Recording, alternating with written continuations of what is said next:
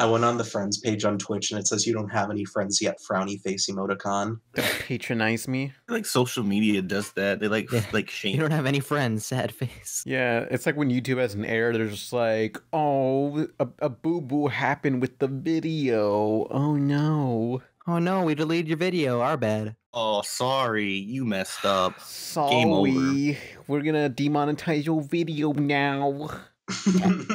Can you please stop using ad block, pretty please? Like, what would life be like if you were a sim, like, and you didn't like know it? Oh, you know what would happen is like you just be in the middle of the night at 3 a.m. and you just hear a fucking scary dramatic music cue and it's just a raccoon, but you're just like, why was that music cue there? What's that raccoon up to? Is he gonna kill me? Are you talking about the dun? Yeah, it's like you play. For some reason, the original Sims was eerily creepy sometimes, like with music like that. And okay, you would go up to a mirror and you would raise charisma or something by looking at it. And I remember hearing that if you look into the mirror long enough, you'll see a ghost in there. And I'm like, what the fuck kind of thing is this? I'm scared. I don't want to play The Sims. I heard that if you like have the grave or the urn or whatever, and you play the music and like you fast forward really fast, you'll see the ghost like run around, but then if you like go back to normal speed, it disappears, I think. Ooh. I remember I had The Sims 2, and for the longest time I tried to like get the UFO to appear, and it's like kind of rare. You gotta like wait and like time skip a bunch, and just like he got abducted, and just like, God, man, I made this guy really traumatized because of this. Yeah. Man. I managed to get my guy abducted multiple times, and he got pregnant. So That's always good. yeah, you can get guys pregnant by getting abducted by aliens, which is, I miss the Sims sense of humor. It's true to life. Be so creepy and Yeah. It's just like real life. We fucked it up with like Sims 4. My friend Sleepy, she was just like, she always talked about like the Sims and how like Sims 4 like has like the best art style, but it has like the like all these features. Like, have you ever killed anyone in The Sims? A couple times. Yeah. That was the whole draw of the game. I mean, I was too afraid to do that, but it did happen on accident. Like when I lit a firework inside the house and it caused a fire, and one of the guys got burned to death, and the Grim Reaper showed up, and I thought that was really fucking scary. And I was like, no, I'm not playing this game anymore. I'm out of here. I've never played The Sims, so I can't say anything. Okay. Why? Were you one of the kids who wasn't allowed to? Like, your parents would be like, no, this game is like violent for this really like obscure reason. And that doesn't make sense to you. It's like some No, pornography. just never really interested me. That's fine. Yeah. Yeah. I mean, I I guess- understood the appeal, It's but not for everyone. That and SimCity are not for everyone. Really. Yeah. I mean, I I understood the appeal, but yeah. I was kind of lazy, and I just like put in the Rosebud cheat code just to get all the money. I didn't want to earn it. I just wanted everything and just do whatever the fuck I want. I think the only real way to play The Sims was to do the Rosebud cheat code. Like, Yeah. But then in other games, they like kind of like patched it, or where like you still had to earn that money back. It was a loan now, and it wasn't just free money. What the fuck? Yeah, and they changed it to Motherload, like LODE, Motherload instead of. Yeah, that's why I was like a little bit confused, like a Rosebud, because I played like Sims 3. Damn. Yeah, Sims 2 and 3 was Motherload, and then Sims 1 it was Rosebud. Yeah, I remember I had the GameCube game, The Sims busting out, and I was like, what the fuck? There's no Rosebud cheat? I had to actually earn it? Fuck! And I just hated that game. Like, that was a rude awakening where it's like, fuck, I gotta actually earn money instead of like just get it. Damn. It's like that prepares you for the future. It kind of gets boring when you don't actually earn the money. Yeah, like using the cheats is like very like to actually like have fun. You kind of need them, but like I wish it was like you can actually get like a job to where you can buy everything you want. Like it's very hard to actually earn the money within the game. Hey, do you guys just want to start the podcast? Well, we haven't started? No, we have not.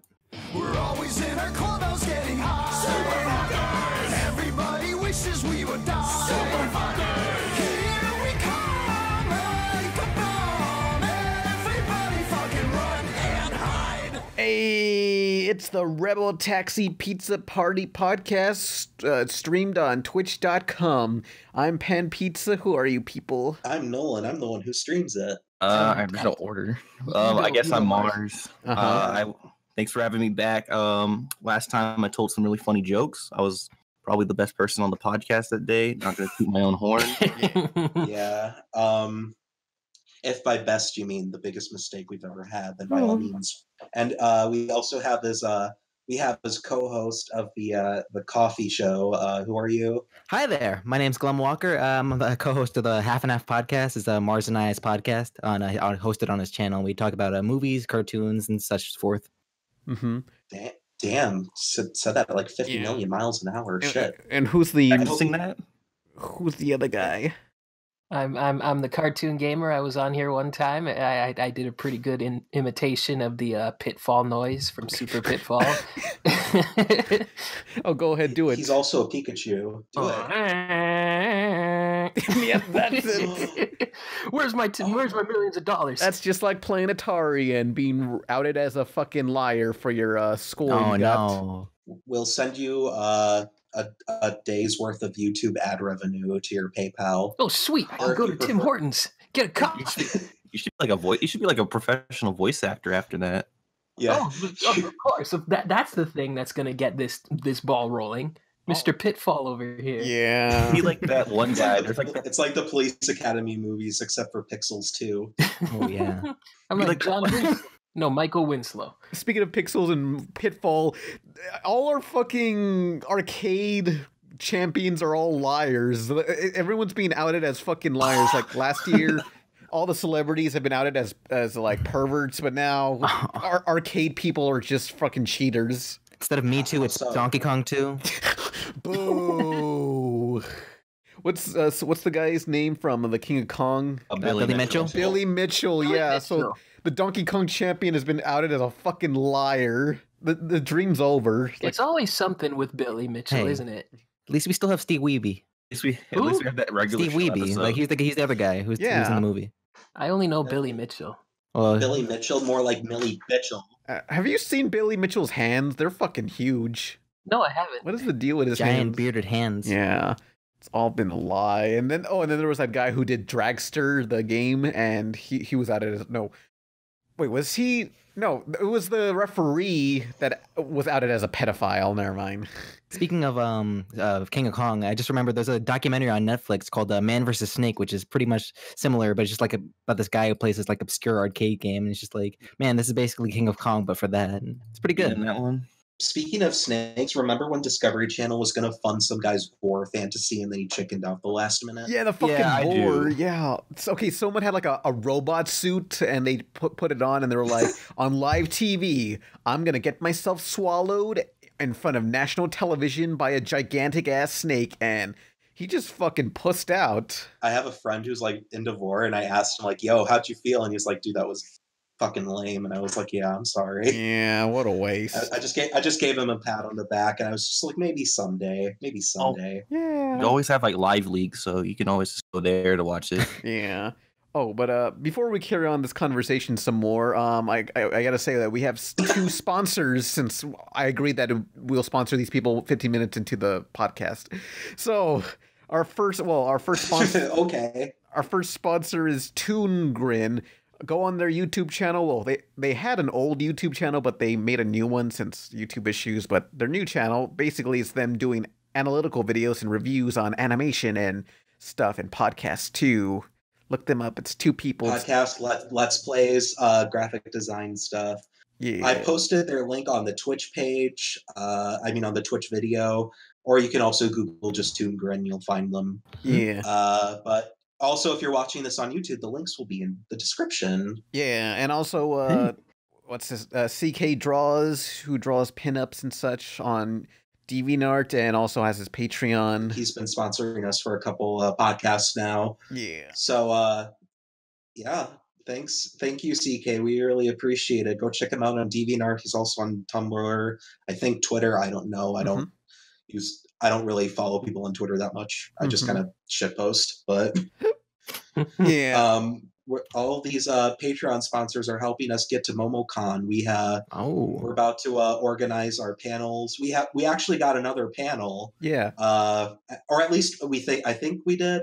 They asked us, and they're discussing it with MomoCon staff. But we got 2 panels now. So one panel will be our Q&A, and then we're going to have to figure out what we're going to do for the second one. Yeah. It'll probably be awful. So look forward to that. We'll also have an artist alley table where you can chat with us and buy our stuff. Please give us money. What do we have to sell? Izzy has stuff. You have stuff. I mean, I'm going to probably make something. I'm a little concerned because I'm like, how often will I be going to any conventions where I have to sell stuff? Like, what if I I mean, I guess some local convention. Draw an illustration, print it on 20 sheets of printer paper, sign it, and then sell it for $30. Yeah, something like that. You can call it a limited edition set of prints, therefore you will artificially increase its value. Yeah. You can always sell like pizza. Yeah, that too. We can do that. And you can literally just go to a Staples and like get it printed on photo paper for like $1. Yeah, it's pretty easy. I know, but like, I want to sell easy big and ass cheap. posters, you know? Pan, I'm literally telling you, Staples does big ass posters. Okay. I got mine. I know, but they're I still got expensive. like an A4 print. No, I literally got mine for like less than $1. What's the size? A4. It's like 8? it's like a small poster size. That's not a poster. That's a little card. No, wait, no. A4. Hold on. I'm not God gonna damn hang it. an 8x4 piece of paper on my wall. I can't frame that. What is that? A family photo? But people, if you have any ideas of what I should sell, like whether it be like old art or like I should draw something new with my characters or whatever, suggest it in the comments or the chat. Always do like more of those Loki IRL like Trading printouts. cards. Yeah, the trading cards. I can do that. Yeah. Yeah. Pan, A4 is 12 by 16 inches. That's not a small piece of paper size, you dummy. That's still like a regular US paper. That's not so big. A regular US paper is 8.5 by 11. That's slightly bigger, but look, I want You like went to graphic design school and you're fucking telling me it's still pretty small. When I idiot. think poster, I think like 24 by 36 inches, you know, something that go on a big ass frame. But 12 by 16, that's weak. God. I didn't say 8x4. I said A4 geocentric. What the fuck is A4? What the A4 is a print size. Well, Nolan, we heard 8.4. We thought 8 inches by 4 inches. Oh, No, listen with your ears. Oh my god. Oh boy. A4. Yeah, let me just. A as an asshole, which is something you are, and 4, which is the 4th consecutive number. I'm gonna print out a whole bunch of like 12 by whatever it was, 18 posters, and I'm just gonna dress up as Zoolander, and I'm just gonna say, "What is this? A poster for ants?" Because that's what it is. I'm sure an ant would be impressed, but I'm not. Oh my god. Are you fucking kidding me? It's like, look, people want real posters. We don't want like this thing here, you know? Yeah, but Oh my god. I guess we should introduce all you guys for those who don't know. We did. Well, I mean, like more specific, like yeah. Mars. What was that whole Atari thing I just did? Hang on. Like I Mars. was ruined. Mars, for someone who has not seen your videos, which video would you recommend them watching? Is Mars Reviews black? Because I get that question a lot. Is he? Yeah, it's up to you, dog. Mm-hmm. I'll be whatever you want. Race is a social construct, I Yeah. guess. I don't know. I guess you can just watch like the MTV videos because that took the longest. Oh yeah, the MTV. Yeah, because you reviewed every single MTV cartoon. Except for one because I couldn't find any footage on it. It was like Which one? some like it was like some late '90s show. Well, I'll look it up. It's like someone sent me this through like the YouTube Messenger, which Was it The Adventures of Chico and Guapo? I saw that show. No, he and saw I that. hated it. Yeah. Oh man, I remember watching that when I was a kid. It was not very good. Yeah, look. I couldn't find anything on that either. Like I had to find a Vimeo link and only one episode. Yeah. They have a DVD, but I'm not going to spend money on it. I remember that was the first show I watched where my mother didn't want me watching more adult shows because I actually said hell when they said it. Yeah. I mean, look, there's only one video on YouTube on The Adventures of Chico and Guapo, and it's just like a still image with the intro song playing, and if that video goes down, that is the final piece of Chico and Guapo in existence. It'll be all gone. Someone better download it then. We got to preserve that video for the future. For all the Make potential mirrors. Chico Make and mirrors Guapo of it. fans. Guapo, Martinez, Chico Bustelo, Bim Bam best friends since they was 4. Now they work in Manhattan at a music studio for the boss man Frank C. Angelo. The receptionist is Concepcion, a sexy Latina who be answering the phone. Or with the beats is Chico's cousin Cesar. He's a musical genius extraordinary. Taking all the credit for Cesar's music. It's Hank Holiday, the in-house producer. And Angelo Productions. They work and play, so let's see what's cracking at the studio today. Peace. The cartoon I was talking about is called Station Zero. Station Zero. It's kind of like the same concept of Beavis and Butthead, except without the little animated segments. It's just a bunch of like primarily black youths just watching music videos and commenting over them. I mean, I guess there's one image of it. I like the style of it. But Malik, what is it for someone who hasn't seen your videos? What video would you recommend them watching? So let's see. I mean, they're all pretty terrible, but let's see. No, I'm just kidding. But well, you heard it here, folks. You heard it here first. Unsubscribe. I'm the worst. I guess I would suggest maybe the one I did about Pokemon being on YTV and the WB, or the movie 20 review I did.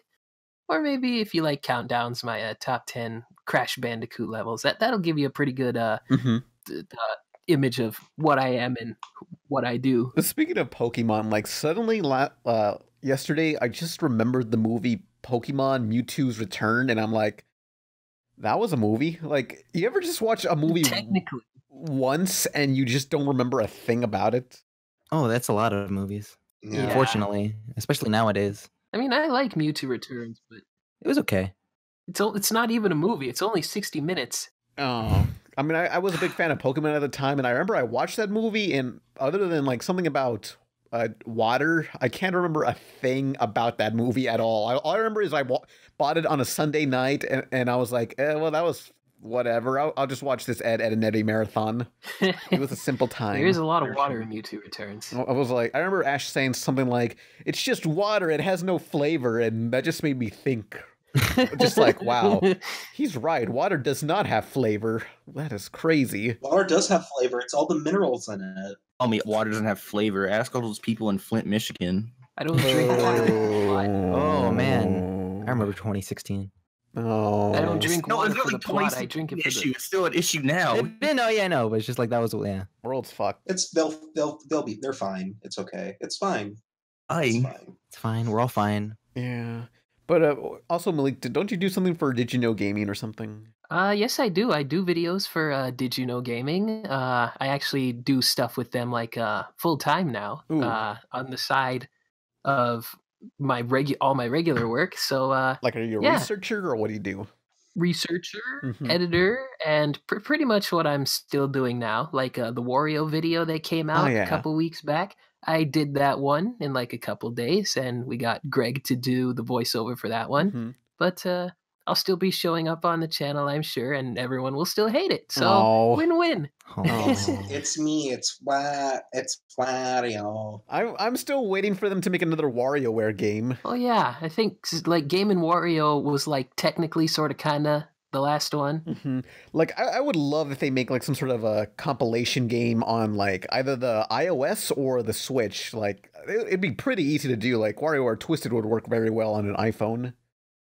That was the one where you spin stuff. It was pretty cool. Yeah. I want a new Wario Land game. Oh, that too. I want a 2D animated one like they did with Shake It. Yeah, the Shake It, Wario Land Shake It. By Production IG. That did that? Wasn't that Production IG? Yeah. Production IG. They did stuff on Ghost in the Shell, Fooly Cooly. And they did the Kid Icarus Uprising short, Thanatos Rising. And that's a one. That's a good one. Yeah. IGPX. IGPX. that one cartoon that looks like ass. Rude. It was like Extreme Roller Derby is what it was, you know? Dang. Yeah. Sonic X. Exciting. Extreme. Exactly. Sonic and his friends have been transported to a future world where they're racing to find the Chaos Emeralds. Premiering this September, only in the Box. Speaking of like really talented studios doing shit work, I love bringing up this fact. I don't know if I brought it up on the podcast ever. I probably did, but I forgot and I don't care. But the same studio TMS that did Akira and some of the best Batman the Animated Series episodes, was also responsible for the entirety of Sonic X. Gotta go fast. No, Well- which is arguably one of the ugliest looking shows I have ever seen. Yeah. I won't rip into it. It's all right. It's not the greatest. It's not the I've best. been watching it. I've been watching it with my heterosexual friend, Robo Buddies. Heterosexual friendship with Robo Buddies. She's a lesbo and I'm gay, so it kind of cancels out. But we have been watching it, and it's actually pretty damn wretched. Like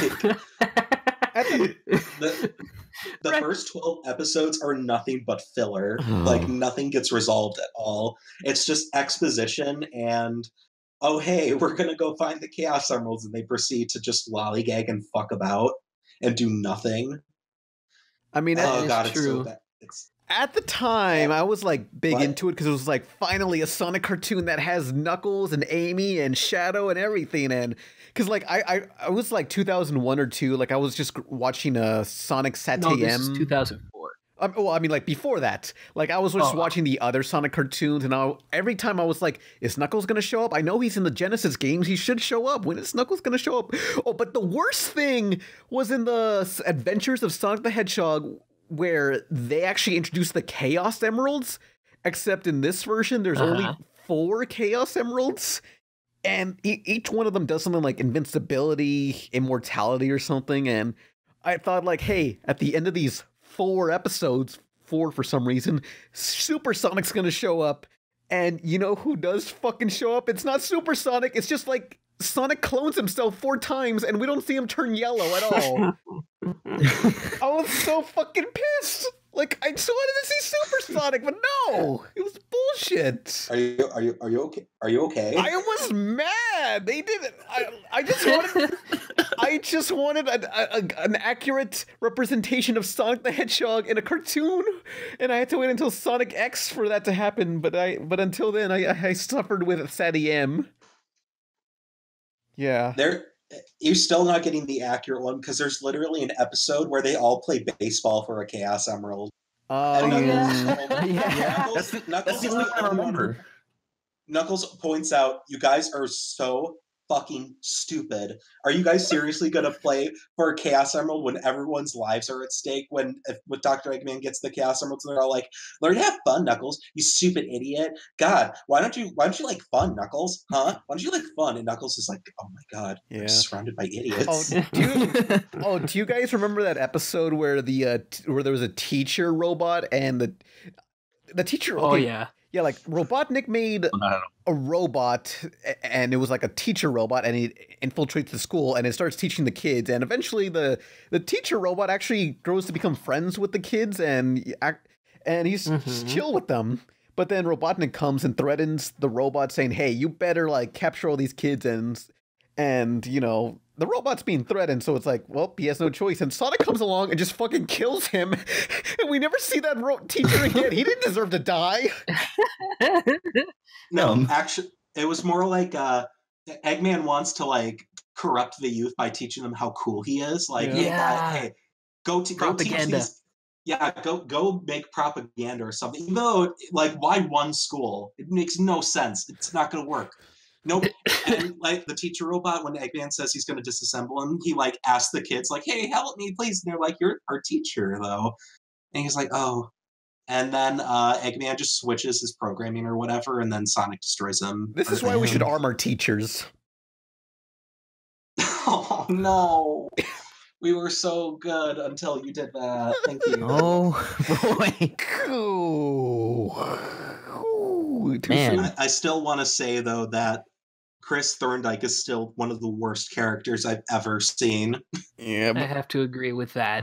I haven't even seen like the show, like a lot of it, but I just know that he's just a big prick in like the show. Yeah. Really annoying. Yeah, he has parents who try really hard to be there for him, but they're busy because they're like very successful people.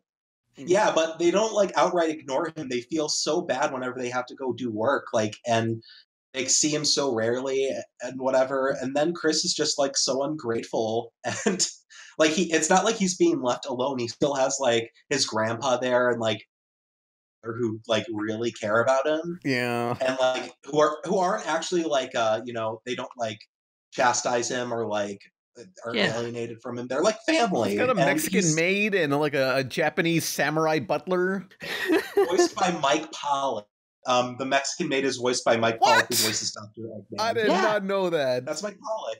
Wow. He played a similar character in Dinosaur King. Like, there was a maid character, originally played by Maddie Blostein, voice of Meowth, and then when she unfortunately passed away, he played her. So it was like, because he already had experience playing the maid character in Sonic X. The worst part about Ella, though, is that this was they reorchestrate the music and they recast, obviously, but they decide whenever Ella shows up on screen to play Mamba music, which they composed themselves, right? Which is very not okay, and that's coming from me, apparently. So, but one of my absolute favorite things is that I've looked up the development of Sonic X, like why was it made the way it was, and according to Yuji Naka, Sonic X was made to appeal to Japanese kids because Sonic is like nothing in Japan. Nobody gives a shit about him there. Ironic. So they made Sonic X, but the main character is a snobby first world rich kid from basically New York who lives in a mansion and has a butler who's in servitude to him, who's Japanese. Yeah. I thought the show was aimed at Americans, really. That's what I thought. Like, Yeah, it seemed like it. Sonic speaks English and Japanese or English sometimes. Well, he's always done that because the voice actor for Sonic over there, Junichi, I butchered that name and I can even try again. He's an English teacher, so he like slips in random bits of English. That's cool. Yeah, but is it like shit and like fucking like the Sonic X like Japanese dub? Yeah, he says shit. And Knuckles says "fuck." I think. I don't think so. Pardon my typing. Oh boy. I've seen clips of that. It was very interesting. Yeah, hearing Sonic, people think, "Oh, Sonic shouldn't swear," and I'm like, "No, you are incorrect." But I guess in like Japan, it doesn't really mean anything. It's like, oh, that's a cool the American swear word that I've only heard about, right? We were just saying, like, probably it's like some like racism and like some Japanese kids like, that's really cool. I'm gonna say that when I go to America. Oh no. Exactly. Oh no, but like, I learned it from Sonic. Look, the only good part of Sonic X, I think we can all agree, is Rogue and that one cop lady, and that's it. Rouge, shit. Rouge the Bad. Yeah, sorry, I was thinking X-Men. Yeah. The theme song's pretty iconic. I like the theme song. This is before everybody turned it into a meme. I actually like that theme song quite a bit. Fun. Yeah. It's fun. I like that one in like the, because I think it's like a dumb theme song along with like Crypto the Superdogs theme song. Oh, I hate that one. I hate that one. I always rough and away. Whenever the Crypto the Super Dog theme song came on, I would always sing "Crippled the Stupid Dog." Damn. Also, I wanted to rectify a previous thing I said. Izuka was the one who said that Sonic X was made in Japan, influenced by anime, and the main audience was Japan, and then brought over to the Western audience. I don't know, Sonic Boom was the one made for Western audiences. Because with all the like, I don't know, it just has like the trope of the American cartoon, like the Magic School Bus, where it's like all of Chris's friends are like these racially diverse or one wheelchaired kid, and it was like, you know, like the Burger King Kids Club, where you got like one black kid, one girl, and one girl in a wheelchair. And then they go and turn into Gundams, right? Oh fuck that thing. Yeah, what's it called? Woozy Kid Doozy Bots? Whoopie Wubsy Woos. Is that English? Okay, in the 90s, they tried to make like an American Gundam TV show about these like interracial kids. Like it was a jock and a kid in a wheelchair and a nerd. And one girl, and they turn into robots, and they look like the robots from SD Gundam, like the Chibi Gundams. Oh, and also the kid in the wheelchair, he turns into a tank. he doesn't even get fucking legs as a robot. This is a ripoff. Why would he? Why would he? It's like look, if you could like turn the kid into a robot, I'm sure you could make his legs work. But no, what a waste. Hey, but Glem Walker, do you Hi there. do you make videos on your own, by the way? I make a couple. I make a few things. I mostly spend my time working on a Half and Half podcast, which is Mars and I's podcast. Okay, well, But there's a few videos I have on my channel. One I would recommend is a short film I did a few months ago. It's called The Applicant. It's a fish out of water story about an assassin going in for a job interview. And I submitted that to a film festival and won a bunch of awards for it. So that was all right. ooh, that's pretty cool. Ooh, yeah. I'm trying to do something kind of similar to him, but like mine is more like shady because I want to win shit. Basically, there's like at my college, they're having like a video contest, and everyone there is like they don't know how to edit videos, so everyone's like recording with their iPhone vertically. Oh, So the whole contest is not based on quality. There is like one quality award, and there's one just based on votes. And they did not say like everyone else is using their social media account to like promote it. So I was like, hey, I have a YouTube channel. look, Okay. Apple needs to just like have some sort of message when you're using the iPhone saying, "Hey, are you sure you want to record this vertically? Because this is a stupid idea." It's like nothing should ever be recorded vertically unless nothing. Yeah, but Selfies or something. except for that, I mean, but yeah, I guess. just like, But I guess for the Half and Half podcast, something I would recommend is just like an episode. I recommend our After Dark episode. It was just the one we kind of bullshit around and just talk about like con experiences. And also the Avatar: The Last Airbender episode, which we had Nolan on. Hi. Yeah. That's me. That's Yeah, no, that was a you. good episode. We talked about Avatar and Korra. It was a pretty good episode. Yeah, I think if I remember correctly, it was mostly me like shitting on Korra. Fine, that's what everyone Which is came the- for admission. Which is gonna make some people mad, aka people who are insecure about their favorite cartoons with muscle waifus in it. Nolan, Yeah. you keep bringing up Korra, and I don't think it's healthy anymore. It's like you've just been like ragging on that Listen. show. Listen, Korra, I only get really, really mad at shows that had a lot of potential to be amazing, and then they just completely ruin it. And Korra is like the biggest example of that. Like, That's understandable. if you want me to get mad about something else, you can talk to me about the live-action Fullmetal Alchemist movie that just. Oh, boy. Oh, how was that? It was, to put it lightly, nonsensical. I think honestly, like, I don't know how to describe it other than that it literally makes no sense at all from any sort of perspective you look at it. What do you mean by that? If you're a fan, you won't appreciate anything of it, and there's no reason why it should have been made. For a fun movie to watch, you won't get that because you won't understand what's going on within the first 10 seconds.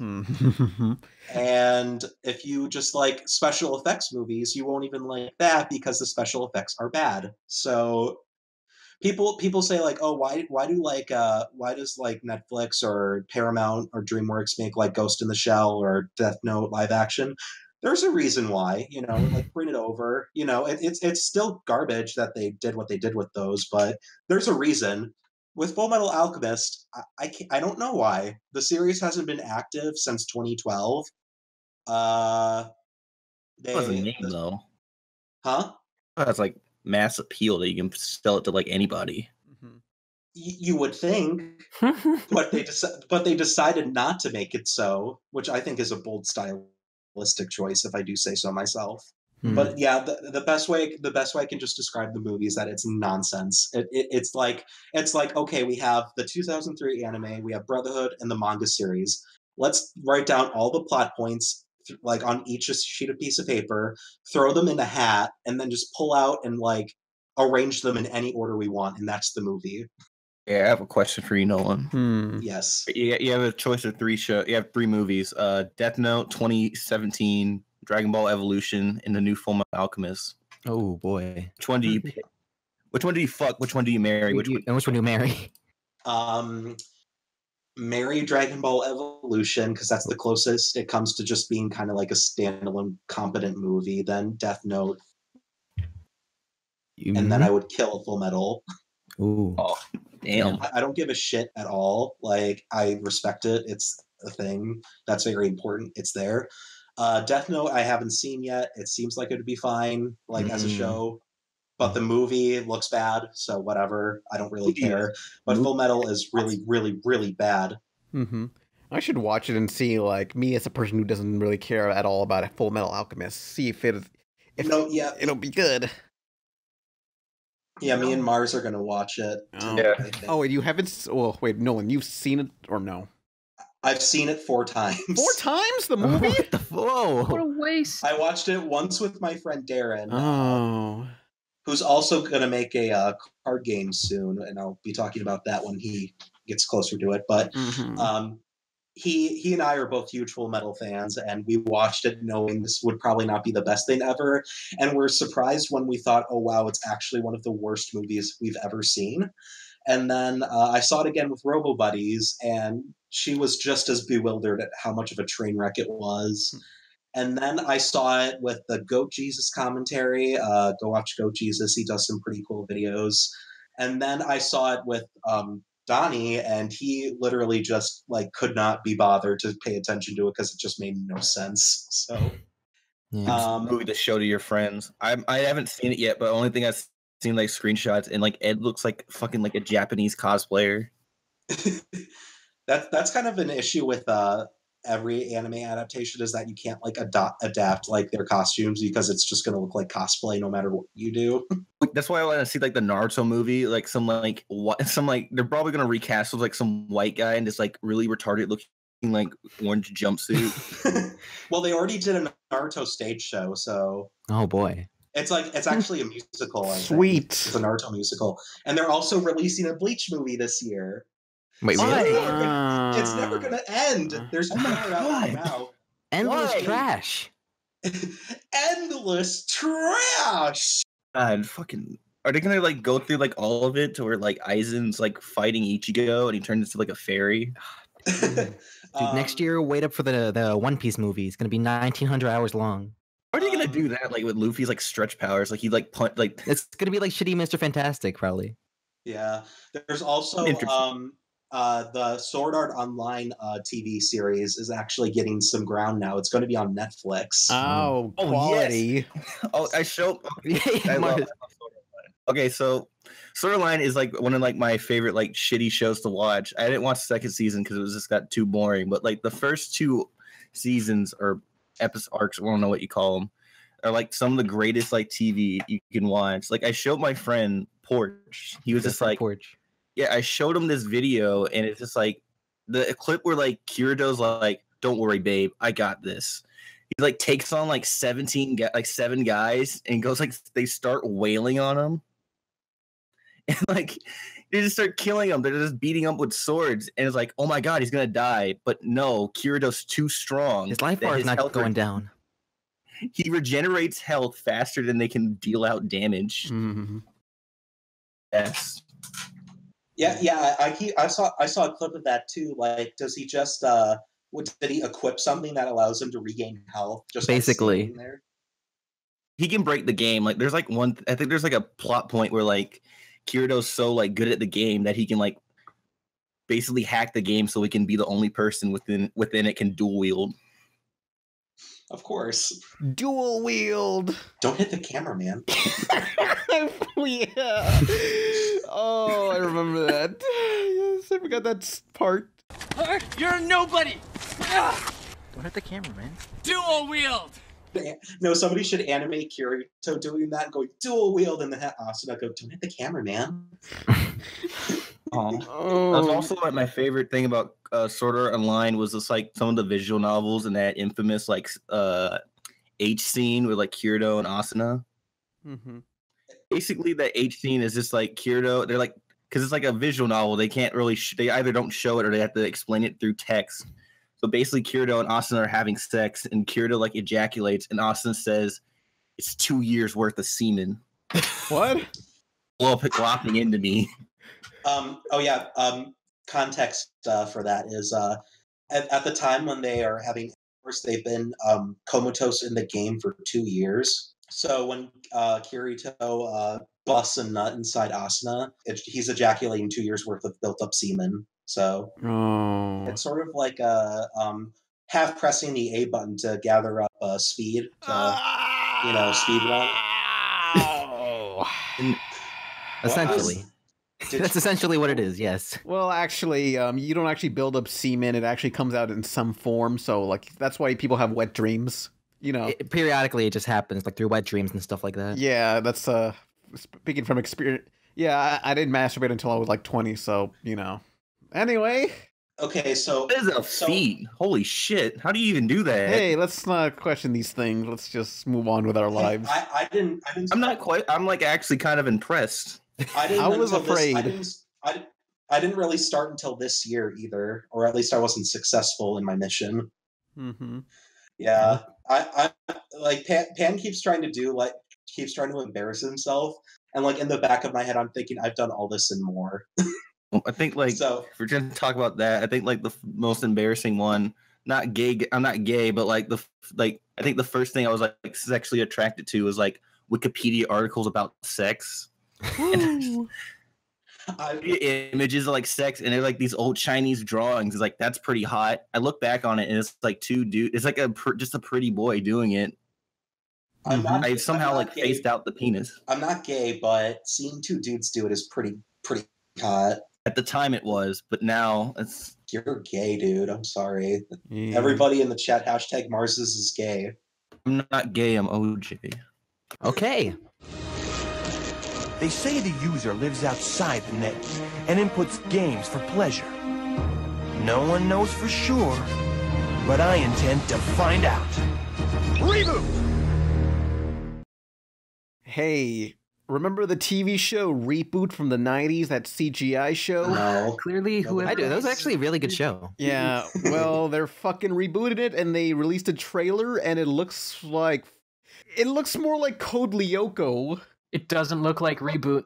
No. Yeah, live action Code Lyoko. Yeah. For any Canadian fans out there, if Zix level 2, 1, or 3 rings a bell, it also looks like that. Oh, yeah, more than Reboot. The TV show Zix, Z-I-X-X, like that. Z-I-X-X. That aired on Cartoon Network in America for like a week, and it was gone. That's one of those shows people recognize, but they don't know the name to. But it aired on YTV for like years. Yeah. Just cause. So I know what it is. Cartoon Network did not care about it. I mean, they probably dumped it on like Discovery Family or something. But Reboot the Guardian Code, probably. Like it reminds me of just like the Power Rangers movie where it's just like I'm like looking at it right now and I'm just getting like mad Power Rangers vibes. Or Jumanji, where it's like the Breakfast Club sort of deal, where it's like these different kids in detention and then they somehow stumble into a virtual world where they have to protect it. And it's like this vaguely resembles Reboot. Oh, I think I saw Megabyte in there somewhere, but oh man, I will say the funniest bit in the trailer was when that guy in the dark computer room throws what I think is a keyboard on the floor. That's pretty much everybody who's seen this. That's me when I get pwned in a Counter-Strike. I'm like looking at this trailer. I didn't even know this was happening. No. I can tell that people are fucking pissed at this. It's like 95% thumbs down. I haven't even watched a lot of Reboot, but I know the name. My older brothers watched a lot of it. They were hardcore Reboot guys, and I respected this show. And this looks nothing like it. No. This is horrible. Canadian children are weeping everywhere. Yeah, well, keep the soul like Reboot somehow with like the shitty. Well, Canadian adults are weeping everywhere. Canadian kids have no idea what the fuck Reboot is. Well, this'll make them cry. This'll make them cry. Just you watch. I've heard God. it. I've seen it. Like, what's with so many shitty reboots incorporating like Tron suits? Like Shaolin Chronicles added Tron suits to everyone for some reason, and I don't know. Oh, and I forgot this Reboot thing is a Netflix exclusive. Yeah, Yay. Netflix. Yeah, just like Cloverfield Paradox. Oh man, it's amazing. They're literally taking up everything. Netflix. Funniest thing, it's airing. Like, it's a YTV production up in Canada, but we're not getting it till, like, June. I mean, I don't want it in the first place. You can keep it. Leave it on Netflix. Actually, just burn it. That's fine. I don't want it in the first place. Wow. It's weird, but Netflix, you gotta like raise the bar a little bit, you know? You gotta not just accept. This is all our fault. I mean, How can they be like the best and like worst at like picking shows? I mean, I just want to say, Netflix, like, look, if you're just gonna accept anyone, please contact me for Johnny Incest. It'll be a fun idea for a cartoon. I mean, you guys want to hear my idea for Johnny Incest? Sure. No. All right. So this is my cartoon pitch idea of hopefully for Netflix, hoping 26 episodes. Okay, so basically it's about Johnny and his little sister who's like 8, and he's like he's like 25 or something, and they had to go on adventures across America to find like one of his relatives, one of his extended relatives that wants to bone him. But like, you know, but while on the way, like his little sister wants to bone him, but he's not into that, you know, because he has some standards. Anyway, so it's just like a wacky, fun adventure across America, you know? There's some problems with it, but you know, I think that they're like you can like probably pitch this. Honestly, I think it's a 5-star idea. I think I'll watch Reboot. I'm still waiting for you to say, gaming girl who goes, I'd rather eat my own weight in diarrhea than play this game. Oh yeah, that's a classic. That's also a good one. Didn't we come up with that together, like in a call one? We don't know the origin. Angry Nerd or something? It was just a terrible idea. It was a terrible idea. I think I just remember being not sure how exactly it happened. Like, I want, like, I don't know, like, Johnny Incest, he'd be in his room, and his mom knocks on the door, and Johnny Incest says, come in, I incest. No! Yeah! Stop that. Oh, okay. Yeah! Gonna be a good show. They're gonna be like because like I'm assuming that this guy's last name is incest. Do you think they're gonna be like a part in the show where like the kids in high school are just like making fun of him? Is Chris Savino gonna have his little cat? Oh, no. Oh, unrelated, I had this idea. Okay, so you know how in Loki IRL, like I have characters named after like cartoonists with the last name Vasquez, like Jonah Vasquez. Mm-hmm. Since the name of Chris Savino has been tainted, I always thought of just having like some sort of hillbilly family called the Savinos, or just like I cannot think of a hillbilly. That is not a hillbilly name. I don't know. Look, like each of the girls are like demented parodies of the Loud House girls, but they're like just more deformed and just far more disgusting looking, and they just all ride on like a single bongo truck, and you just hear banjos whenever they're driving, and it involves more incest, of course, you know. I don't know if that's too soon or is that poor taste. I'm not sure. Nah, fuck Chris Savino. Yeah, okay. So next topic. Reboot. Yeah, Reboot's gonna be shit. Anything else to say about Reboot?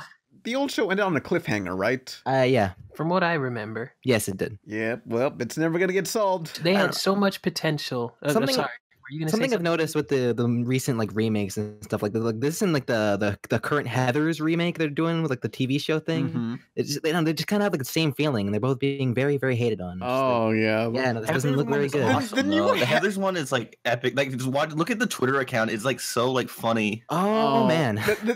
You guys seen that? No, but like the new Heathers is basically like reverse racism, the show. Twitter thing is like their description on Twitter is just says you just go to Heather's TV. It says the new television series Twitter is calling rebooted by a generation of SJW crybabies can't end well. Premiering March 7th on ParamountNet.net. Oh, is that so? It's like a parody account. Oh no, this is the official. No, one. this is official. Shit. They got the verified everything. Oh no. As a fan of both Heathers the movie embarrassing. and the musical, Oh. very disappointed by this. Completely misses the point. They're I like self-aware. I like the musical. The musical's very good. Yeah, you had some good songs. You know what else is a good musical? The SpongeBob musical. Yeah, actually, it's pretty alright. I like the soundtrack a lot. Pretty alright as a disservice. It is fan-fucking-tastic. To be honest, like I heard that like there's I didn't know there's SpongeBob musical coming on, and just like hearing that is like that sounds like the worst idea I've ever seen, but apparently it's like well executed. That's what I heard. It's really, really good. It's so damn good. Wait, I'm looking at this Heathers thing. It says on the Paramount Network, so it's not even on TV. It's on like some streaming service. I think it's like a subscription thing. Yeah, probably. Shit, even Netflix didn't take this. That's sad. Oh, that's the one smart move on their part. Yeah, Netflix said, yeah, we don't want this shit. Get the fuck out. I guess one is enough. The good thing is Heather's introduced an entire generation to wanting to get humiliated by a rich, snobby girl. Yeah. And then killing her. Yeah, well, we don't have to kill her, but that too's awesome. That's literally the story. That's the story. I know, but we don't have to kill any rich snobby. It's not that she like that. Look, I have a humiliation fetish. I don't want to kill someone that's humiliating me, okay? Hey, say so. Hey, next. So yeah, reboot. It just had so much potential, like where video games and like online integration and virtual reality and stuff like that. There's just so many places that it could have gone, and it's just all completely squandered. And I had like no expectations for this reboot, and I'm still disappointed. I was like, the first time I heard stuff about it, I only saw one comment on like a forum, and it just said, "This is the worst thing in the history of ever." And that's just what I've been holding on to ever since. And I was right. He was right. It is the worst thing in the history of ever. Like I hope that this show's like actually really bad, but like there's still like a bunch of fan interest, so they're just like, all right, we're gonna reboot again. Finally, so they can finally make it good this time. Maybe. I don't know. 3 strikes. I don't know. Yeah. But next topic. Jorge Gutierrez, the director of Book of Life, is leaving the Lego Billion Brick Race movie. Yeah, this is like the 48th Lego movie that they were gonna make, and I guess Jorge Gutierrez is no longer gonna work on it. And that sucks, because I was kind of excited to see what his take on Legos would be like a mixture of his style and Legos, but now we'll never see that. Did he confirm this himself? Oh yeah, or was this a press release or? Yeah, there's a press release, and he said one of those things where it's like, I had a lot of fun working on this. It's been nice meeting so many great people, and that usually translates out to fuck all you people. I hate this shit. I'm leaving. Bye. You know.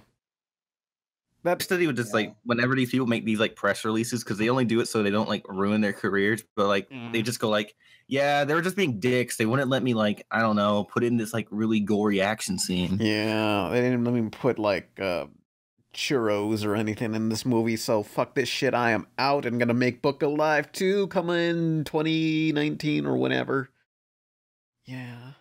Just trying to like Mexicanize like Legos, and like they were just like, you can't do that. You'll scare off too many white people by doing that. Don't do this. It's madness. Oh, apparently they also got rid of Rob Schraub, the creator of Scud the Disposable Assassin, among other things, as the director for Lego Movie 2. So I'm like, oh. Everything's fucked. All the cool directors. Is Lego Movie 2 ever? Isn't it 2019? Maybe. I think it was Lego 2019. Movie 2 is never going to get made, is it? Nah. I mean, look. It says 2019. Each Lego movie has made less and less money. I mean, like, it's kind of sad because it's like, these are actually pretty good movies, but they haven't been financially successful. They've been, like, bleeding money. Lego Batman wasn't successful? Or like Lego Batman did good. It was successful, but it wasn't as successful as the Lego movie. But Ninjago definitely, I don't think was successful. No, I went to see that opening night, and, like, they just put it in, like, one of the tiny theaters. I didn't really expect Ninjago to really be that successful. Like, I know, like, I just felt like at that point, like, that property was kind of like had some age on it, and I felt like kids didn't care. And plus, like, you know, Lego Movie and Lego Batman, they could like get talked about. Maybe like some like little bit of like an older audience can like watch it, but like Ninjago is like, I'm not gonna see Ninjago. Like, nah. Are there any movies? Ninjago. Are there any movies where you saw that they had a cool director and last minute they just got dropped and you're just like, oh well, there goes my interest. Ant-Man. Yeah, Ant-Man. Like I said that Ant-Man's still an okay movie, but meh. I mean, I told people like Ant-Man is one of my least favorite Marvel Cinematic Universe movies, and everyone's like, "What the fuck? What do you got against Ant-Man?" And I just feel Ant-Man's okay, but like had it been directed by Edgar Wright, like it would have been a lot better. Yeah. But the new the new Ant-Man trailer. Interesting. Like I mean, I like the music. Like it has. I feel like that looks a lot more interesting than the first Ant-Man trailer. Yeah. Yeah. I guess I'm you can say interested in Star that one. Wars. I guess you can say Star Wars now with the new Han Solo one because they lost Chris what was his Lord, name? Phil, Yeah, Chris Miller. Yeah. Phil Lord and Chris Phil Lord, Miller. Chris Miller. Yeah, Phil Lord and Chris Miller. It's like, I mean, the Han Solo trailer just looks very low Very budget. generic. Yeah, it's like there's nothing really that gets me there. You know, it looks bland, and Ron Howard's directing, and it's like, okay, that's a director. Do you know what was going on behind the scenes with like the actors? What happened? Apparently they like sucked so much ass that they're like, all right, we gotta bring in like a coach to teach you guys. Yeah, Han Solo had to get an acting coach. Oh boy, that's. I think that's even more embarrassing than being like a complete dud of a film. Like, imagine, like, people in the room are still successful, but imagine if, like, you had a press release that said, yeah, we had to bring in a casting, like an acting coach to teach them how to be better actors. You're not going to find a job ever again. You're done. You're screwed. You're never getting another acting job again. They're seriously throwing them under the bus. It's like they might as well have just said, well, this movie could have come out sooner if Han Solo didn't get his act together. It's like, ouch, man. Literally get his act together. Just like, tell everyone, why don't you? I don't know. The movie looks vaguely competent, so we'll have to see. It's very suspicious how they took so long to release a trailer and it comes out like 3 to 2 months later. It's like, it makes you think, like, do they have faith in this movie at all? Yeah. I mean, like, there's all this like behind the scenes production crap happening. I wonder if they'll like delay it, because it's like, I mean, it's only been like a few months since The Last Jedi, and it's like, I thought this was going to come out next December, but no, it's coming out in a few months.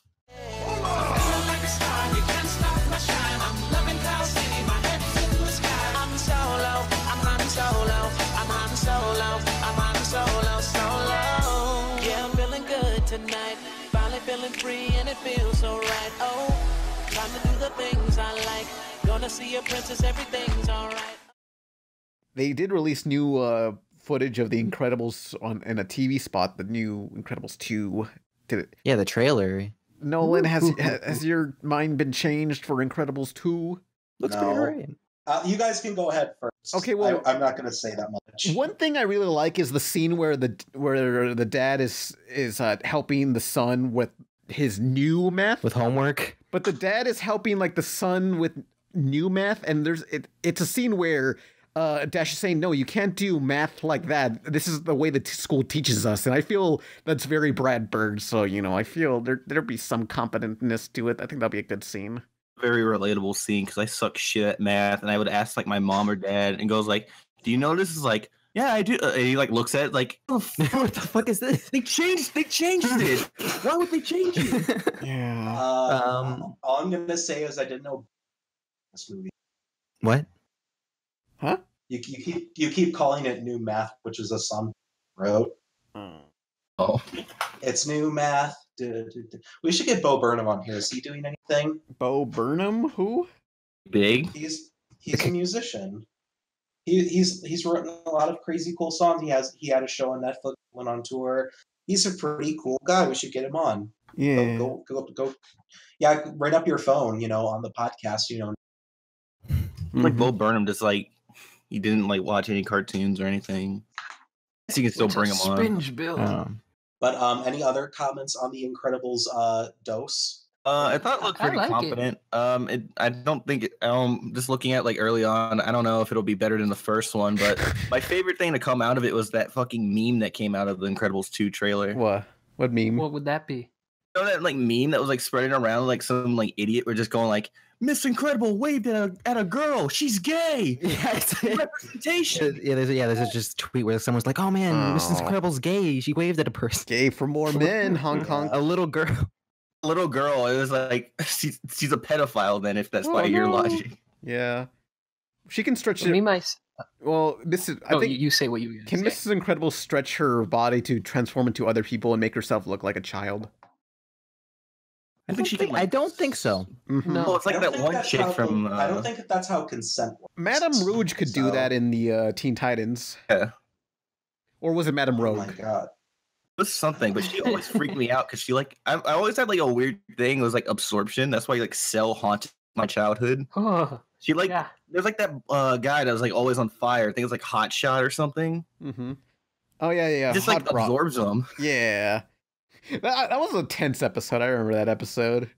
Yeah. It was like hunting him down like a bounty hunter. Like he couldn't sleep or anything. All of season 5 of Teen Titans was fucking intense. It constantly felt like your asshole was like going to recede back in your body because you were clenching it so hard out of intense fear. Like, is everybody going to literally die? Yeah. Yeah, it's a very big contrast to like season 1 where it's just like there's like episodes where like they start off the episodes like we're eating pizza. Oh no, he's destroying the city.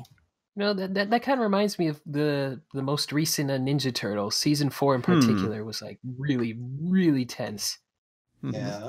Really good show. Yeah, I guess with the final season, they're like, okay, let's just go full on. They're always in conflict in this final season. Shit's gonna go down. Splinter might fucking get shot in the face. The world ended. Like Raven's dad destroyed it. Yeah. Raven's dad, literally Satan, like destroys the earth and like turns everyone into stone and everything's a hell wasteland. And yet somehow season 5 came out, the tense one. Yeah, it's crazy. Well, which is weird. Well, like the whole thing was kind of like the last 3 episodes, but season 5 was an entire conflict. But I wish we got a season 6 mostly to be in the same style as Justice League Unlimited, because they just introduced all these other heroes, and it's like, what's their stories? I want to hear more from them. Yeah, and then but instead we got a movie, so that's cool. It's very like again, it's like another contrast to like season 5 was so serious, and then like, all right, I guess this is technically like the finale of the show, and it's like we're in Tokyo, guys. Yeah, this is like a goofy ass adventure through Tokyo. Yeah, it's Weeboo Town. Ooh, everyone got what they wanted. They got the Robin Starfire kiss. Yay! Yeah. I mean, like, and then Sontan, you know what? That's not good enough. We gotta take it to the next level. Like, I haven't tentacles. Watched that movie in like a while, but I remember watching it a lot. Wasn't like the main like bad guy? He was like stuck to like a print, like an ink machine. Is that supposed to be like a reference to like how they drained their artists? Oh no! Yeah, that's how. No, that guy wasn't. I wasn't making a joke. I was being honest. That guy wasn't a villain. He was just like an average manga artist in Japan. There's hundreds of them there. Yeah. I wish it could be like, if it was like Tagashi, the guy that made like Yu Yu Hakusho, he'd probably be like sleeping in a pile of trash. Playing video games. He delays Hunter X. Fucking asshole! I hate this guy. He's like he's like a legend, but he's also a dickhead. He's like he's old, Japanese, brittle, and fucking like the manga industry destroyed his brain. Because the Yu Yu Hakusho is like the most hellish thing he's ever been through. So he starts up a new series, and it's been like fucking like 30 years. And it's like every time he releases like 4 chapters. Mind you, those are like 16, like 14 pages a year. And like he just goes on breaks. He just goes on like breaks of like 3 years without a chapter at all. Yeah. It is the worst. Look, he's burned out. I'm not gonna criticize him for that, but on the other hand, he's such a popular person. Why doesn't he just like get his assistant? Oh no! And he can just board and write the thing. Like that's what one does with One Punch Man. He boards and writes it. So he just does little doodles of how he wants the pages to look, and then Yusuke Murata just goes, "Okay, I got you." And then he like somehow like a fucking magician creates like fucking works of art in each page. He'll literally go back like a page he drew really well. He'd be like, this is fucking garbage, and then he'll just like go back and redraw it, and then it looks like 50 million times better. And I'm like, fuck you! Oh, just like John K. Stop it!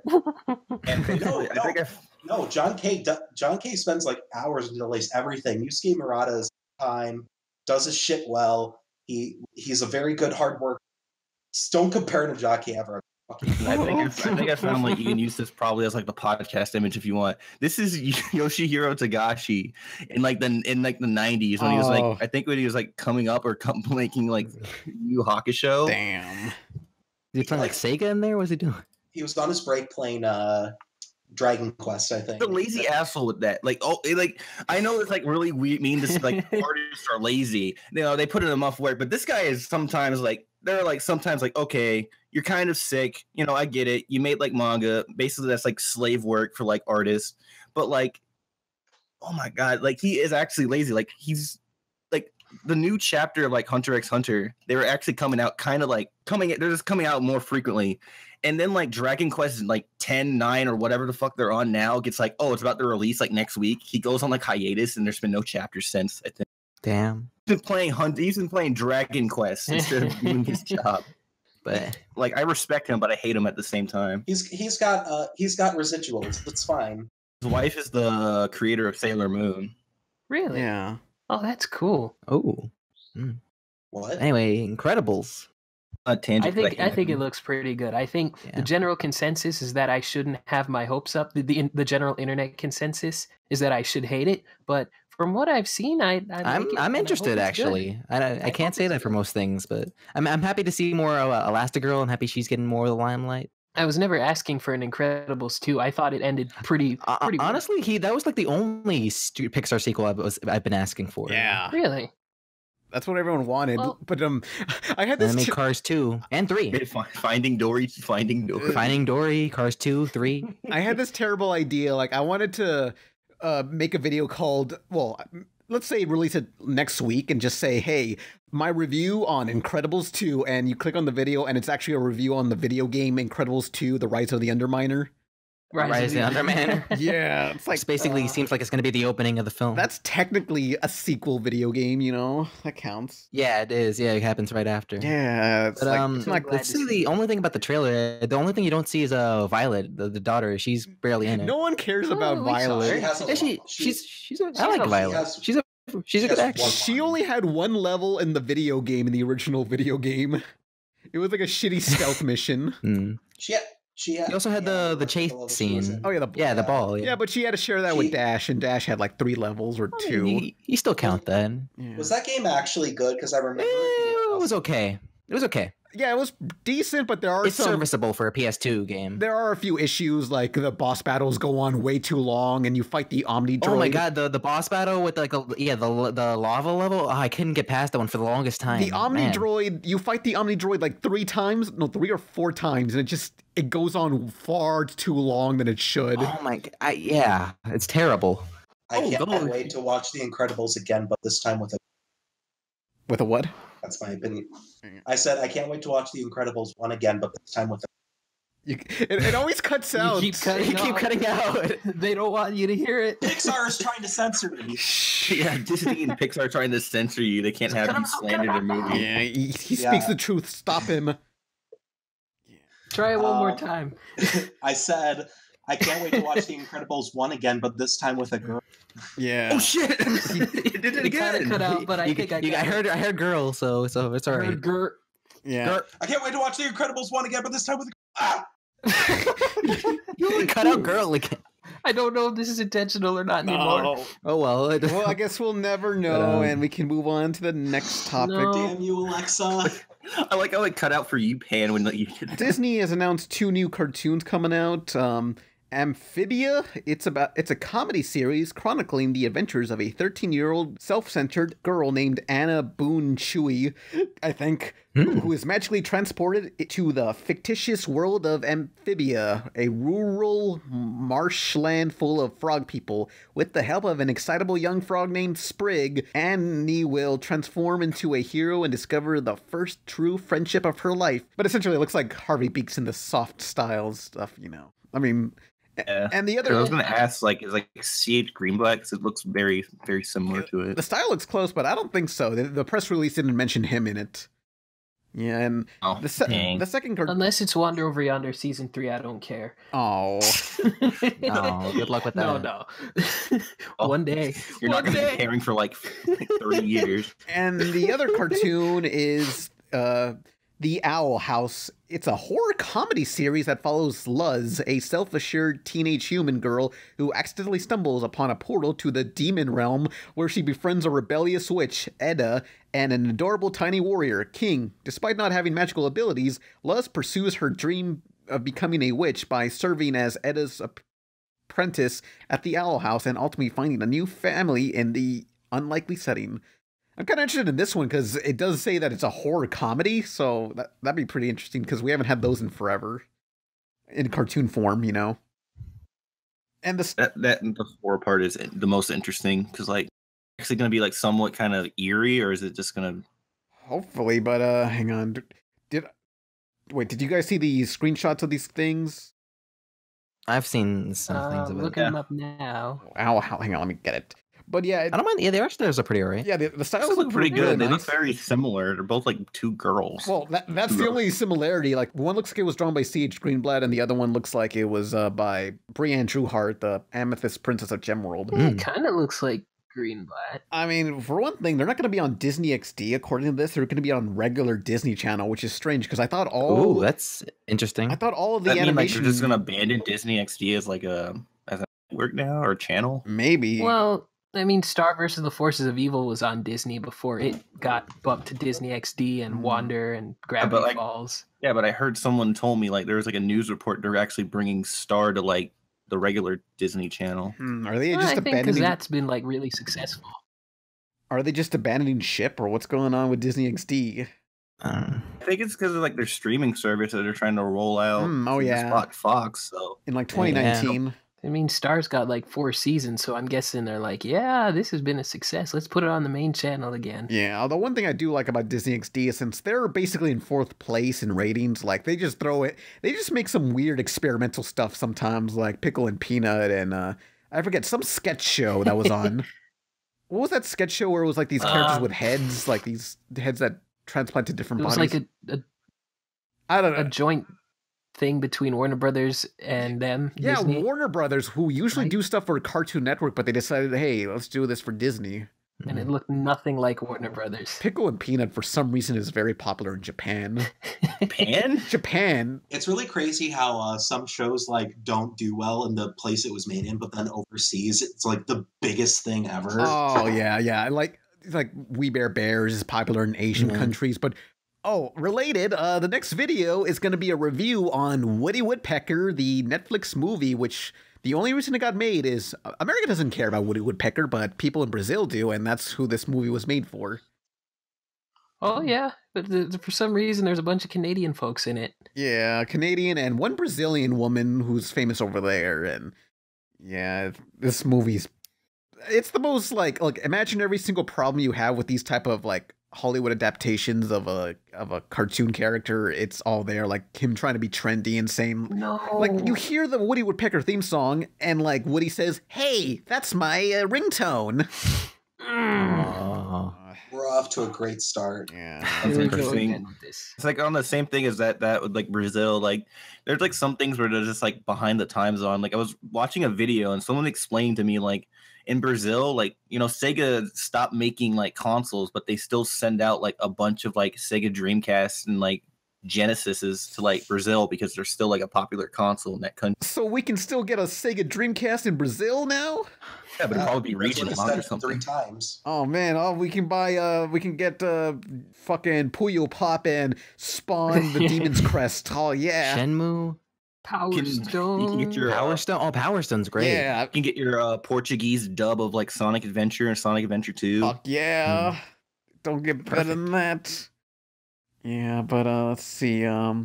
So I guess you guys want to go get into the questions unless anyone has anything to say about these Disney XD Disney shows. The only thing I wanted to talk about is like Owl House. Is like it's kind of like really interesting seeing creators now like how they just bask in like their Eastern influence now. Like that one looks like just like a magical girl show. So it's Star. Well, it's a huge generation of people who grew up watching Toonami and stuff. So that's gonna like really interfere with the next generation because that was the biggest thing in the 2000s is anime. I do like how their shows changed and now they kind of feel more like anime to me. Because like I remember back in the day when I was trying to get into anime, I heard like a bunch of people that were in like Western shit like, oh, it's just like girls and boys doing fucking bullshit, not actually doing anything. And I get like Cartoon Network and I see shows like Clarence and like these other shows. They're like, they're not really doing anything. They're just hanging out outside. Yeah, they're kind of slice of life. There's not really any high concepts that are going on for some of those. Lighter, thinner, and improved. Very nice. It's got some swag. the Black Panther lives. Step into the spotlight. War is coming. Let it begin.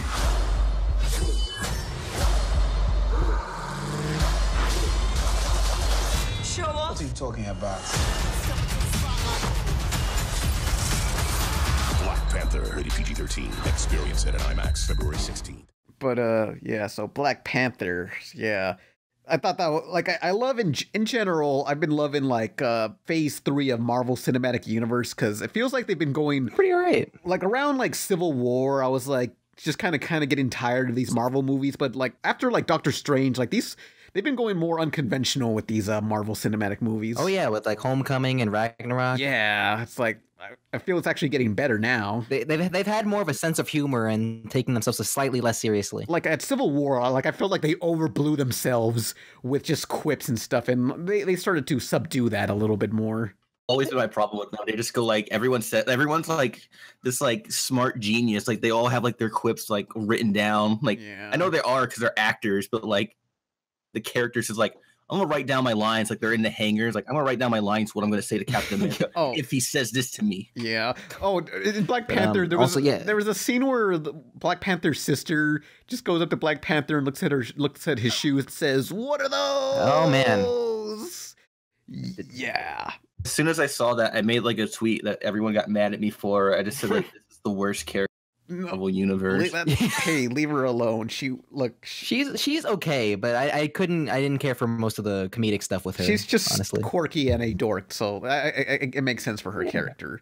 I appreciated that she was smart, but I wish they went into more detail about that. She's like, oh, she's smart. Yeah. Okay, why? She built the suit to like Black Panther, and then she's like confronted by the person wearing her invention, and she has like no like you don't have like a button or like anything to like combat this. Like no, I'm just gonna shoot at it. Look, we didn't expect like the Black Panther to come to attack her, so you know. Well, I mean, it's like we gotta prepare though. Look, I like that too. Like their political system is still like this advanced like society. Yeah, the highest by vibranium like skyscrapers, but the voting system, they just beat each other up. Yeah, they really are just like idiots. They're just like savages. It's traditional. It's traditional. It's another world. I can accept it as its own culture that they follow. I mean, it's just really weird when they have like space, like they're basically like living like the Jetsons, but yet they still do like oh, we gotta like fight each other in a ring with like our bare fists. I mean, it's a sci-fi universe. I kind of accept that from like sci-fi worlds where they kind of have some sort of strange culture and stuff. Like, I mean, like, look, England still has queens and judges that wear those curly hats, so kind of. Yeah, Queen of England isn't shit anymore. Look, I mean, in England, there's not like duels anymore. You don't like have like people fighting with rapiers and stuff like that. As far as we know, there could be a secret society in England that does that. No, they're not. There's no longer like knights in the street or. There's no longer like a Templar. They got those guys with the fuzzy hats in the street. That counts for something. Well, I mean, those are actual guards though. They actually have like military training. They just knights. I don't know. Really, it was just really jarring because like I had to miss like 5 to 10 minutes of the movie because I went to see a matinee because we were gonna do a podcast and I had like to do something later. So I went there and like the 3D in it, which is not really that impressive. And like I was wearing the 3D glasses and like it looked better with them off. And like I just looked at the guy next to me. He's like, "Is yours messing up?" It's like, "Yeah."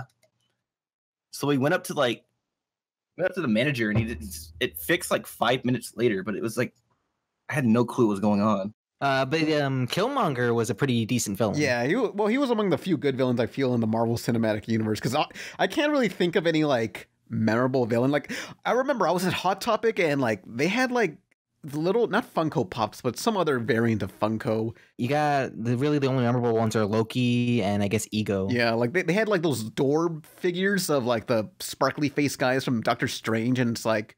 Who the hell wants this? I don't remember these guys. I liked the Ironmonger in the first Iron Man. He was pretty good. Yeah. I liked how like some random black kid with like a weird haircut from Oakland is like a better villain and more impressive villain than fucking Ultron. Yeah. He left more of an impression on me than the biggest threat the Avengers had faced like now. really were trying with Ultron. Like they were trying to make him like so cool. I mean, I love how casual he was. He reminded me of that guy from what's that show? Killface from Frisky Dingo. Yeah, that's what I said. Yeah, that's it. Because I thought he kind of reminded me of like Hades from like Hercules. Maybe it was like the voice. Oh yeah. Like he had like that James Wood kind of sarcastic quality to him. Mm-hmm. Oh, and also I guess like another good villain is from Spider-Man: Homecoming. Oh yeah, Vulture was really good. Yeah, because like I love Spider-Man: Homecoming a lot since it felt like sort of like an expanded universe movie in a way where it's like it's not with the Avengers, it's like with someone who lives with. It's like if like one of the Netflix shows but like a higher budget. It pulls in so many resources from all these things. Like this is a whole universe, and it's just like we're following just a character who just goes to school like an average person. Like because none of the other Avengers, it's pretty good. None of the other Avengers seem to have any sort of like jobs or go to school or anything, and have any like socialized. Yeah, this is a great change of pace. Favorite thing in that movie was seeing like Donald Glover in there, just looking all pissed off. Yeah. It's like, oh man, I was supposed to be you. He's like, fuck you, Tom Holland. You're not shit. Don't worry. He got to be Spider-Man in that one Spider-Man cartoon, Ultimate Spider-Man. Oh man, everyone's favorite. Yeah. That one. Literally like the fucking like, you know, like segregation. It was like, oh, you know, you can have like a water fountain, but it's like this rusted shit. Wow. Wow. Rude.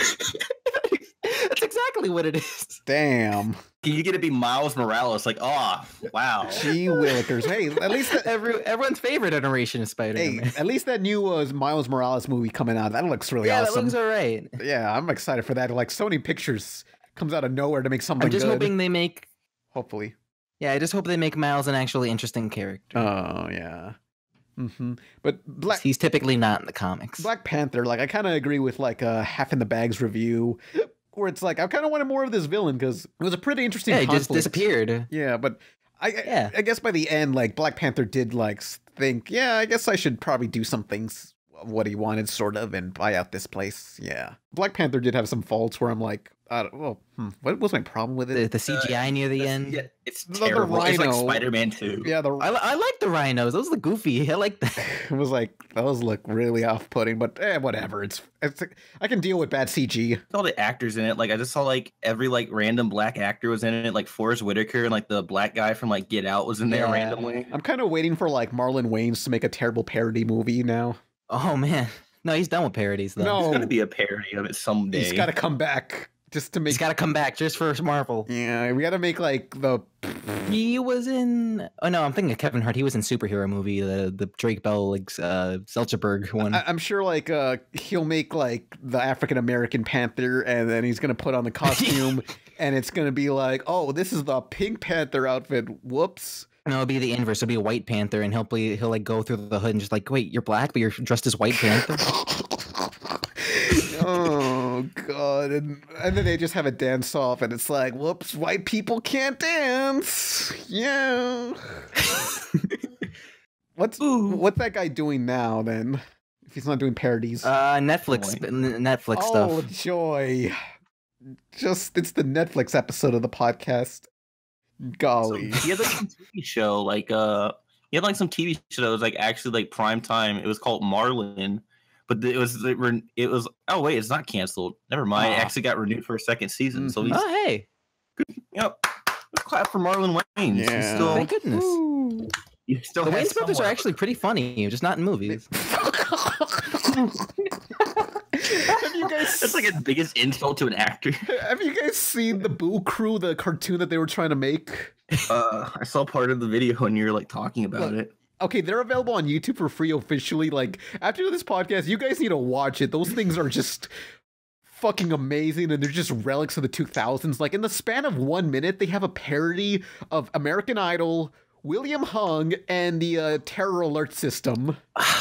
Reminds me of like that scene in 300 where they're just doing like American Idol, but just they make fun of like the Britney Spears joke and stuff like that. And then they like looking at it now, I'm looking at like the credits of it like now, and they're using like blue Comic Sans. Oh, hey, Sonic Adventure 2 used Comic Sans, so you know.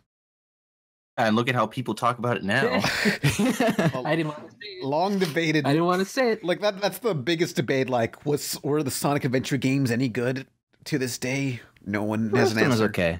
50-50. Yeah. Like they're like sometimes I see these debates like in forums, like they're actually like bigger debates than like actual like political things happening in the world. Yeah. Like people get really heated about it. Panther. It made me think, like, you just have this movie with so much African culture in it. I'm like, we need like a superhero based around Mexican culture. I know we have like Mexican superheroes, yeah, I saw. Yeah, we got LT Gray. You got the Blue Beetle, and that's all I'm thinking of. I can't think. I saw you post. I saw you post about that, and I'm just like, okay, I'm looking up like, okay, what's a Hispanic or a Mexican superhero, and just look it up. There aren't too many. There really aren't. Yeah, like unfortunately. Well, not just a Hispanic one, but just one based around the culture, like El Tigre, or if like Robert Rodriguez or Jorge Gutierrez ever reboots El Santo, which there aren't too many of those. Miles Morales is half Mexican. True. Oh, he's half Puerto Rican. In Mexico, around the 50s, there was like a billion movies following El Santo. He's like this white, oh yeah, that guy. Just the luchador who fights like vampires or harpies or whatever. But I feel like Robert Rodriguez should like reboot that for the modern age. Like he'd be perfect for that. What's Robert? What is Robert Rodriguez doing now? I don't even know. You got like, they have like some superheroes. Like you got like the best superhero. Like you got Nacho Libre. I didn't want to say that either. He's white. Oh, that don't count. I tried to be respectful. Nacho Libre is the one good white savior movie. No, the only like Hispanic superhero I can think of at the top of my head is Blue Beetle. That's about it. Oh, I didn't think he was that. I think he was voiced by like Phil Lamar, like some black voice actor. So I just assumed he was black. And I don't think he wasn't. No, in Batman Brave and the Bull, he was voiced by like a different person. But in Young Justice, he had like a thick Hispanic accent. Mm-hmm. Yeah. Oh, I was gonna say, speaking of Jorge Gutierrez, real quick, did you guys see him at like the Annie Awards where he just wore a Mexican wrestling mask the whole time he was there, and he never said his name and he never took it off? That's pretty funny. Yeah. It's hilarious. He was promoting. It's like, come on, man, I want to see it. Nah. I want to see your face. It's a special occasion. No. It was like he was like getting ready to like peel it off, like, oh, they're about to call my name, and then they don't. He's like, he puts it back down. About to do it. It was me all along. God damn it. It's me, Austin. I want him to be like if I really want like there to be like a cartoon creator that's like so off the walls. He's like the guy that made like Nier, like where he's like wearing like the. He's just wearing the mask all the time. That could be me since who's his name is Yoko Taro. Yeah, that could be me if someone made a mascot costume of my head and sent it to me through the mail. It's made out of styrofoam, and I feel like it's gonna break any minute. But still, it was worth the effort. Yeah. Yoko Taro is actually pretty good. He wears this like everywhere, but apparently he stopped wearing it one time. No, he gave up the mask. Pretty transparent. Like everyone was like getting like on his case, like, why do you have like this girl and she's wearing like this scantily clad like outfit showing her butt and stuff, huh? What do you got to say for this? And he goes, I like girls. Yeah, basically. Very honest, like I just like girls. Because it always bugs me that you got all these like people making like these type of stories where they try to like say no, it's like a satirical message where and then he just flat out says, yeah, I like girls. Like I like that better. Yeah. Just fucking say, look, we all want to jack off. There's no shame in it. Be blunt about it, yeah. You know, we all seen the movie. We all seen Big Mouth. You know, we all jack off. There's no shame in it. You know, it's okay. Big Mouth, we're not trying to make a social commentary when we're watching Kill la Kill. We just want to jerk it, you know. No one watches Kill la Kill. It has like a very large following for some reason. Look, like there's a lot of dedicated fans to it. People just want to jerk to it. No one actually watches the show. It's a fact. I'm sure someone will be mad and say, no, you don't understand Kill la Kill. It's like, no. It's supposed to be a parody, but it kind of blends the line where it kind of becomes that, like a Edgar Wright movie, like a Hot Fuzz or something like that. I don't know. Someone was making a review on it, and I remember them saying something like, what part is the parody and what part is just them doing it seriously, and it just doesn't really stick out enough, because it's like, it's exaggerated, but a lot of anime is exaggerated, so it's like, it doesn't really stick out. Yeah, it kind of blends just a bit too much. Yeah, it just repeats everything else, you know. But you guys want to get into the questions? Sure. Yeah. Sure. I'll get the. I'll actually change the text this time. Oh boy. Because I didn't do that the other time. Oops. I call it kill. Whoops. I call it kill lactate kill. Oh my god! Of course you would. And you have no idea who I am, do you? Skeets? Citizens of Metropolis, behold, Booster Gold. Traveling back through time from the year 2462 AD, Booster Gold has come to battle today's wrongdoers. Booster Gold, protecting his past to ensure your future. All right, so questions. If anybody has a question, be sure to start out with the word question so it's easier to find, and post them in the YouTube comments of this video, or join us on the stream.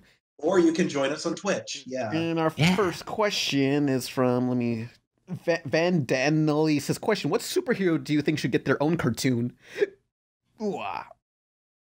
I'd like to see a John Constantine sort of thing, or maybe like Preacher. I'd like to see same as Preacher. I think Image Comics or whatever. I want to see Invincible. Oh yeah, Invincible would be really good as a cartoon. What's that about? That would be, oh shit! About this... You would be down for Invincible. It's basically like someone playing with like all the tropes of like superhero comics and just turning into like literally the goriest fucking comic I've ever seen. It's kind of like Kick-Ass, but with superpowers. Something similar to that. It was just like kind of like a reflection, just like, yeah, being a superhero is hard work. Don't do it. Just pussy version of Kick-Ass. Mm-hmm. But no, it actually is really good. I like this character. His name is Alan the Alien. One superhero, well, not really a superhero, but Scud the Disposable Assassin. But that's one I want. I talked about it in a video. Or just like a comic in general you'd like to see become that. Yeah, but one actual superhero, I haven't actually read any comics, but I see him in a few cameos in some cartoons. But Booster Gold. Oh, Booster Gold is awesome. I love him. Basically what he is, he's from the future, and he's just a janitor, and he steals a bunch of like equipment, like just stuff that you can buy anywhere, and goes back in time to our time and just pretends to be a superhero, which is the equivalent of me with my iPhone going to like prehistoric times. It's such a funny concept, and I feel that's perfect for a cartoon. Yeah. I always think of that. The Question would be a good cartoon as well. I always think of like scenarios like that. Like if I had like technology today and I can go back in time and still keep it, I would like I wonder if I can go back in time and like with the AK-47 and just like rule the world. Oh my god. That's all you need. I mean, it depends how many bullets you got, but I always had this idea like there's nothing in enough. You go back in time and you forgot to load it up. Like the caveman times, you're trying to like shoot you with arrows and you just shoot them with actual bullets. It's like, all right, I'm the leader. Yeah, all right, guys. I am curious, like, bring me meat. Can someone survive? How long will someone survive? Like one person with like a machine gun versus like an entire army from like what before they had guns? I don't know. Like, depends on the army. You know, I mean, like you probably get fucked over by like the Huns or something like that. I mean, if they throw a spear at you, you're like you bring in like your whole group of friends with you, and you go like, all right, guys. If anyone says anything, just open fire. Yeah. I mean, Martha and I are both African American. We're basically screwed there. Just give us like Dynasty Warriors, but with guns versus just guys with swords and spears. You know, that'd be awesome. Well, I'm Jamaican Canadian, so I don't know how I'd fare out with that. I also think of like other like weird scenarios. Like I had like this. All my dreams are like this. They're either like, oh, you're back in slave times and you're possibly gonna get castrated, or like you're like Goku. And for some reason, like those both mixed. So basically, I had a dream where it's like Django Unchained, but I had the powers of like a Super Saiyan. What? Oh, be a very different movie. Yeah, would be. I could just destroy the planet if I wanted to. Yeah, man, 12 Years a Slave would be a very different movie. If it would not be. It would not. If that happened, it would not be 12 Years a Slave. It'd be like 12 Years a Super Saiyan. 5 minutes, except 5 minutes is stretched out to an hour and a half, or however long. I love that. That seems cooler in like the manga because it actually makes sense. Mm-hmm. Yeah, it's like the Tournament of Power, half an hour. No. If you actually read the manga of that, when Frieza says that, an average reading time would actually kind of correlate. But like with the anime, it is like obviously had to stretch it out farther than Monkey D. Luffy himself. But any other superheroes that should be a cartoon? It's kind of superhero, but it's a comic book called The Boys, and I would just love to see that. One. The Boys. Let Malik decide. Oh, I just got one that I think's better. I think a lot of people will agree with this. I think it's actually kind of happening. Fucking Bone. No, that was mine. Bone. I stole it. Mars, you fucking asshole! You had one too. You monster. People. Oh, God. that was mine. What am I gonna say now? I guess I'll just have to ride on your thing. Yeah, I'd like to see Bone. I mean, they've been trying to make a movie for who knows how long, and yeah, I would love to see Bone. I always have like this dream that like Smiley Bone, the huge tall one, he would be played by Bill Farmer with it like his goofy voice, and Phony Bone would have the voice of like maybe something like Grunkle Stan. That's what I always thought. Yeah, he's like kind of sleazy, wants everyone to love him. Bill. Goofy. Oh, okay. Smith. Yeah. Get on it. Or Cerberus the Aardvark would be pretty cool. Books were actually kind of scary. Like they actually like, or sometimes got like really serious. It was actually kind of like intimidating. Like the old grandma apparently like she just kicked ass. Yeah. The what? The old grandma In in like in Bone comics, she's just like basically like the strongest human. Oh yeah. Mm-hmm. Don't mess with her. What if he stole that from Fullmetal Alchemist, where like the fucking like mom or like motherly figure is actually the scariest, while like the big buff dad is actually like this big like this teddy gentle bear creature in comparison. But next question. I can get the same one. I want a Spider-Man anime produced by Studio Bones. Yeah. The My Hero Academia team. That would be sick. Yeah. All right. Next question. All right. Devin Burden says, question for Pan. Would you ever review a music video about cartoons and animation? I say this because the rapper Jid had a music video called Ed, Ed, and Eddie that came out a week ago. Okay, first off, I can't review music videos since, like, I'm not a music person at all. I'm just like, that sounds cool. I don't know what to say. And, you know. But, yeah, there is this one weird music video by the rapper Jid, and where it's like Ed, Ed, and Eddie, but everyone's black, and they're rapping, and it's... Thanks for wasting our time. I've always hated, like, black recolors of, like, already, like, well-established Caucasian, like, characters. Like, my favorite one is, like, whenever, like, people would, like, draw fan art, it'd be like, this is Hey Arnold, but it's in the hood. Yeah, like those people who take white characters. But Hey Arnold is in the hood. Like, it's not racist because they're white. Or in the hood. The black hood. He's in Bronx, yeah. You see like 15 more Geralds in the other You've hood. seen... Oh. Look, in Hey Arnold, you've seen him get mugged a few times in the show. Like, there were people stealing people's sneakers and stuff. Remember that Monkey Man episode where Monkey Man saw... Monkey Man! He saw a kid suffering and he did nothing to save him. Fuck Monkey Man. This is like normal life to me. It's a normal day in New York. Yeah. Normal Fuck day. you, Monkey Man. You know, for a kid that lives in that certain situation, he has a really like expensive, like cool ass room. Damn, yeah. Fucking Arnold's a millionaire. New York is expensive. God, I just want that sofa that just like flips out of the wall. No, you don't. Why not? Did you have one? I've had one of those. They're bullshit. Why? What happened? Oh no, I just like one time, like, you know, like the joke where just like then like sitcoms where they have like the closet, like the closet that's also a bed, and like like a character gets like folded up into it. Yeah. That happened to me. Oh no, how long were you stuck in there? Not long. It's just like it's easy to push your way out. Just like it sucks ass to like do it. I don't know. I I've always imagine wanted like futons because my room's never been big enough to like fit one. But like I always like every time like you try to play like a video game or like your thing, it's just like I was sitting on a couch. that sofa that Arnold has is automated and it goes into the wall. So I'm sure if like someone has their legs dangling, like it would crush. They would get crushed between the wall and the sofa going in. Oh, Maybe. yeah, but let's see. I guess that's why they don't make those. It's like that one American ride at Disney where the girl like accidentally gets caught between. Oh. Disney was like, actually, it's her fault. But they settled out of court and paid the family what I can only assume is be quiet money. So yeah. This question was from Poe Bear. Sonic and Mario are both getting animated in 2019. Which one do you think will fare better and why? Probably Mario. Oh, Mario Depending on how they do Look, it. I mean, Sonic's Sonic had is multiple Sony. things like that. Everyone's worried about Illumination, but look, I'm sure Nintendo will just have basically a gun to their head, just saying, "Look, don't fuck this up. We will. Don't do this. Don't do it. That's kind of like my thinking too.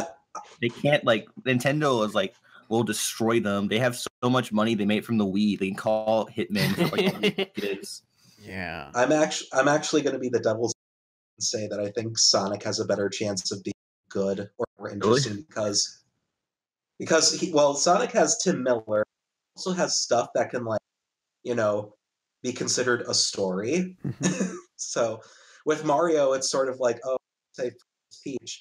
And I know people can argue, well, what about Paper Mario games and stuff? Well, since Shigeru Miyamoto is being the producer in this case, I'm pretty sure Miyamoto's going to be like, you can use the enemy characters like Goombas and Shells and shit, and you can use Toad. You can use Mario and Peach and Luigi and Bowser, and that's it. You can't use anybody else.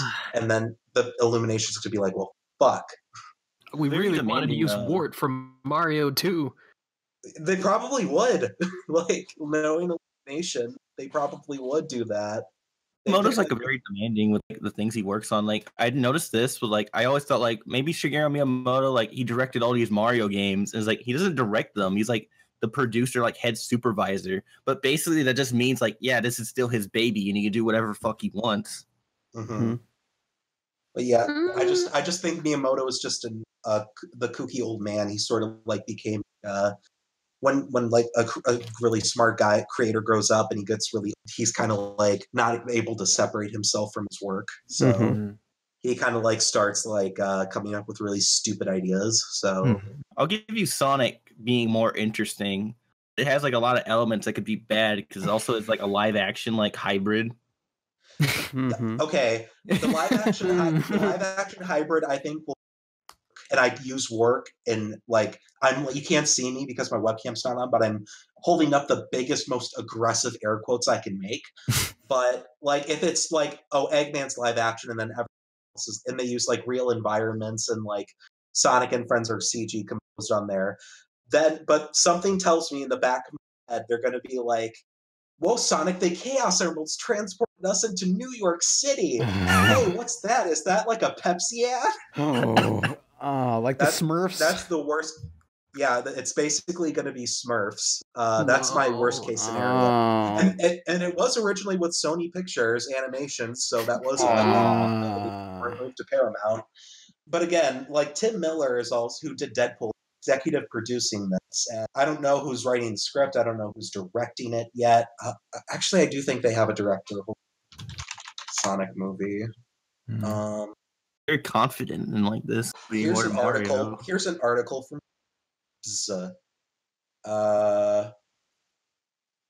let me see here. Oh yeah. Oh, here's another good sign. The studio behind it is Marza Animation, which is Sega's in-house animation studio that's done a lot of the Sonic cutscenes. Like the CGI pre-renderings. Oh, it'll be as like have as great pre-rendered cutscenes like Shadow the Hedgehog, but like...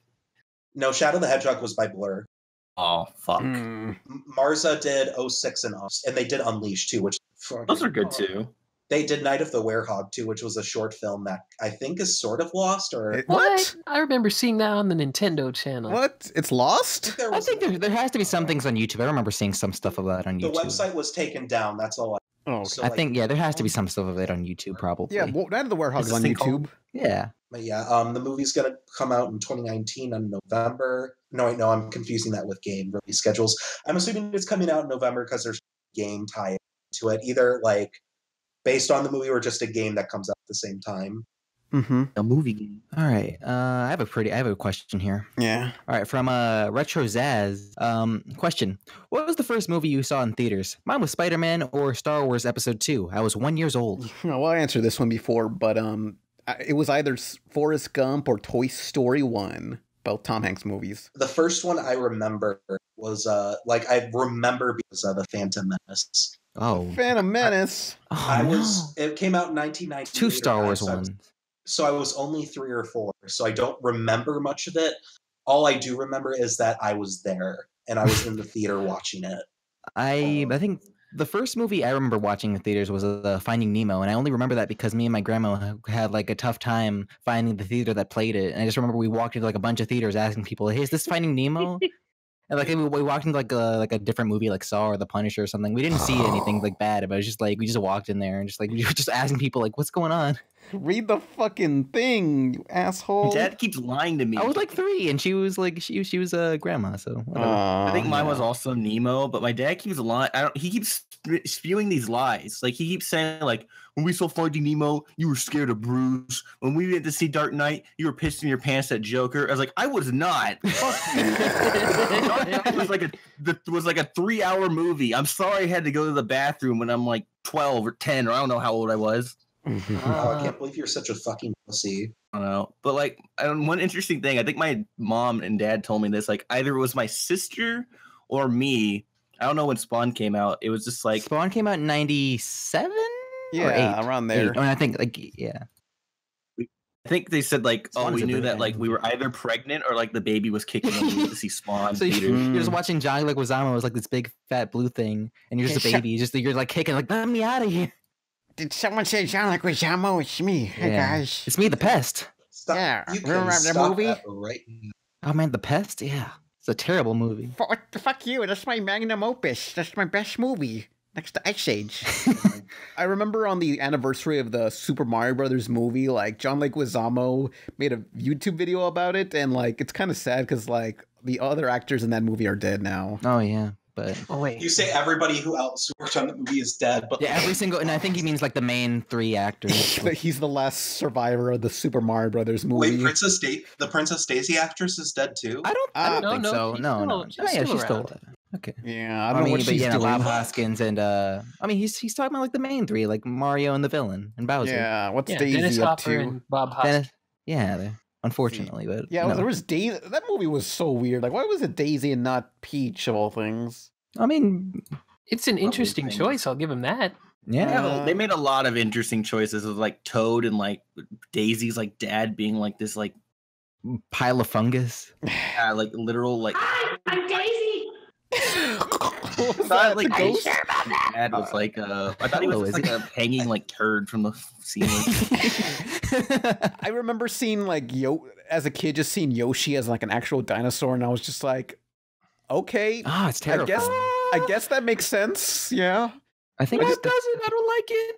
I just remembered the actual best part about like the Super Mario Bros. Movie. They gave like Dennis Hopper, they grew his hair out so he can have cornrows.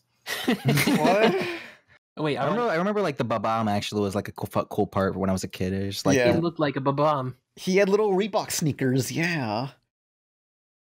I didn't say my movie yet. Can I say my movie? Yeah, sure. Oh, okay. What was it? First movie I ever saw in theaters was the Emperor's New Groove. I remember that. It was an evening show, and I was like 5 years old at the time. And I remember me and my father were trying to find the movie theater, and we got in at around the part when Cusco was about to turn into a llama. So I was like, "Yeah, we got right to the good stuff." I remember that. You missed the opening song. What's the point? You're just like, fuck everything. You need to know that he's an asshole. Yeah, I felt a little confused. I was like, "Oh man, we missed the beginning. We didn't miss when he turned into a llama." So I was like, "Okay." So I kind of got confused, but like months later, we got the DVD, the VHS, and then everything made sense after that. I watched the VHS like movies right before I went to kindergarten. I was like, I remember that. I love New Groove. That's like an underrated. It's kind of like underrated. It's very hilarious. I remember. Oh, here's a sad story. Like I remember being in like 3rd grade, and we had to do work for just a typical work day. But I heard the class next door. Like I could hear fucking Emperor's New Groove playing, and I could just hear like, oh, that's this part. I can recognize that sound, and I just hear the kids laughing next door, and we're just fucking working here. It's like this sucks. Like why do they get a day off? Dicks. Someone asked, let's see. They asked if, like, what Canadian cartoon would you guys recommend? Ed, and Eddie? They said aside from Ed, and Eddie. Shit. Undergrads is pretty good. Oh, yeah. I thought it was pretty good. I had to see a couple episodes when working in college, and I liked it. Yeah, I just wish for more college-based cartoons. I would love that. Undergrads and Mission Hill. One was like talking shit about Ed and Eddie, and I got really mad. It was like I recorded this in a video. He was like saying like it was basically like I asked people for like what their like hot takes on like cartoons were, and I thought it could make for a funny thing. It was just like this guy's like sticking around better than Ed and Eddie, and I love sticking around, but I don't know if it's better than Ed, Edd n Eddy. I got so enraged by that, and I remember me like screaming. It's like basketball. Looking around, you're like Corbin Blue from like High School Musical. You're a role player. Ed, Edd n Eddy is fucking Troy Bolton. Sticking Around never aired in America, I don't think. I saw it on Mexican TV, but I never saw it air on in the US. Even after, like, Sticking Around aired in reruns for a decade, even after it ended. Like, the last time it was on was, like, in 2008. Mm-hmm. I know we talked about it already, but Reboot is a pretty good Canadian cartoon. Someone keeps recommending to me something called Detention Air, which sort of looks like it has a Gorillaz art style in a way. I think I'm trying to think of all the Canadian kid shows I watched. I remember watching, like, Gerald McBoing Boing and Atomic Betty. Those are pretty alright. Oh, yeah. Those are cute. I remember Atomic Betty was the first crush I ever had, and I was like 5 years old. If you go to Walmart, there's like a bunch of Atomic Betty DVDs for like $1. There's like, I'm looking at like a list because I just typed it in. Chaotix. Man, I remember those. That's the poor man's Yu-Gi-Oh! I heard the card game's actually pretty cool, but the show just looks such typical Flash animation. Everyone remembers 16. 16, yeah, 16. 16 is a classic. Stoked. No one remembers Stoked. No one remembers Stoked at all. The only thing I remember about Stoked was one of the females got stung by a jellyfish, and one of the males had to piss on her leg. I remember that. That's hot. I remember they made a Seinfeld reference one time. They made a Seinfeld reference? They were making like excuses to get out of work, like imaginary athlete's foot, a funeral, like a fake funeral, and then Festivus, and then one of the characters goes, Festivus for the rest of us. Festivus? All right, that's pretty good. Oh, they had like other great shows on like in Canada. You know, you had Chopsocky Chooks. Oh yeah. God. I have Afro representation right here. Sweet Easter. People tell me my art style looks like Chopsocky Chooks. That's like a 3-egg. Vaguely, I don't know. They're very inspired by vinyl figures, so I can see that. Yeah, I can kind of see that. They're very lanky and very. I can see that working. I can actually see it working better in 2D than 3D. When you first was like a Japanese anime, like I thought, like because like I remember that one scene in like Mega Man where they had to tone down that character that looked like he was in blackface. So I thought that's what they did with like his face. They made his lips yellow. When you first heard of Chopsocky Chooks, did you think it was like some sort of racial slur? Did not. No, because and again I was like 8, so I looked up chook and it was like, oh, it's like a slang for chicken, and they're kung fu chickens. There apparently. is a racial slur against Chinese people that rhymes with chook, and it's like, it's like I thought it was like something racist. Like, I don't know that racial slur. Think of the game Brink and just replace. That don't rhyme. No, I remember there was some news article about like who's that one Asian basketball player? You know, the Yao Ming. Yao Ming. We both said Yao Ming. Oh, Mars is the basketball boy. I was a basketball player, and I tore my ACL. That's not a joke. I think he was doing terrible one season, and like the news article saying there's a chink in the armor, and it's like, whoa there, what the fuck? And it was just like, you just hold on a minute. Like that's not like, was that intentional? I just want to know if that was intentional or not. You know? They could have said anything else. Well, it's an actual word. So. Oh yeah. I mean, still, but it's like, why'd you pick that particular phrase? They call that a homonym, Pan. Yeah, I know, but it's like that's a little Freudian slip. You know, it's like I got to think of a comparison. Okay, well, you know what? I shouldn't think of a comparison because that's going to sound incredibly racist. We get let us not. What was it? Today where Pan gets blacklisted. I can tell you it's not race, but I can tell you this one time when I said something that was offensive, but I didn't know it was. I thought I came up with the term skank. So when I was playing, so when I was playing, I guess it was Capture the Flag. I don't remember exactly.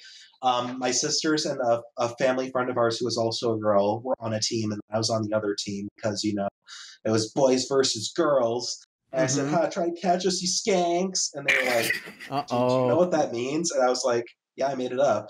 It's just a funny word. And they were like, no. I remember when I was younger, I thought the word fucko was a fish. Fucko was a fish. I thought that's what it was. For me, I just in my head I just pictured fucko. Yeah. Mm-hmm. I don't know. Fish. When I was younger, I was like the only black kid not to know what the N word was till like 4th grade. So like I told my dad like it was like a slang term, and I said like said it to my dad, and he was not having it. Oh. Did he throw you out the fucking second story window? He does. My dad is a good guy, but he's done some things that questionable. Like he threw my video games out into the highway when we were trying to trade them in because I pissed them off. Oh, I imagine him like throwing you out of the window and you just suddenly become a ragdoll, and then you fall behind something and you're back to normal. Like Everybody Hates Chris. Yeah.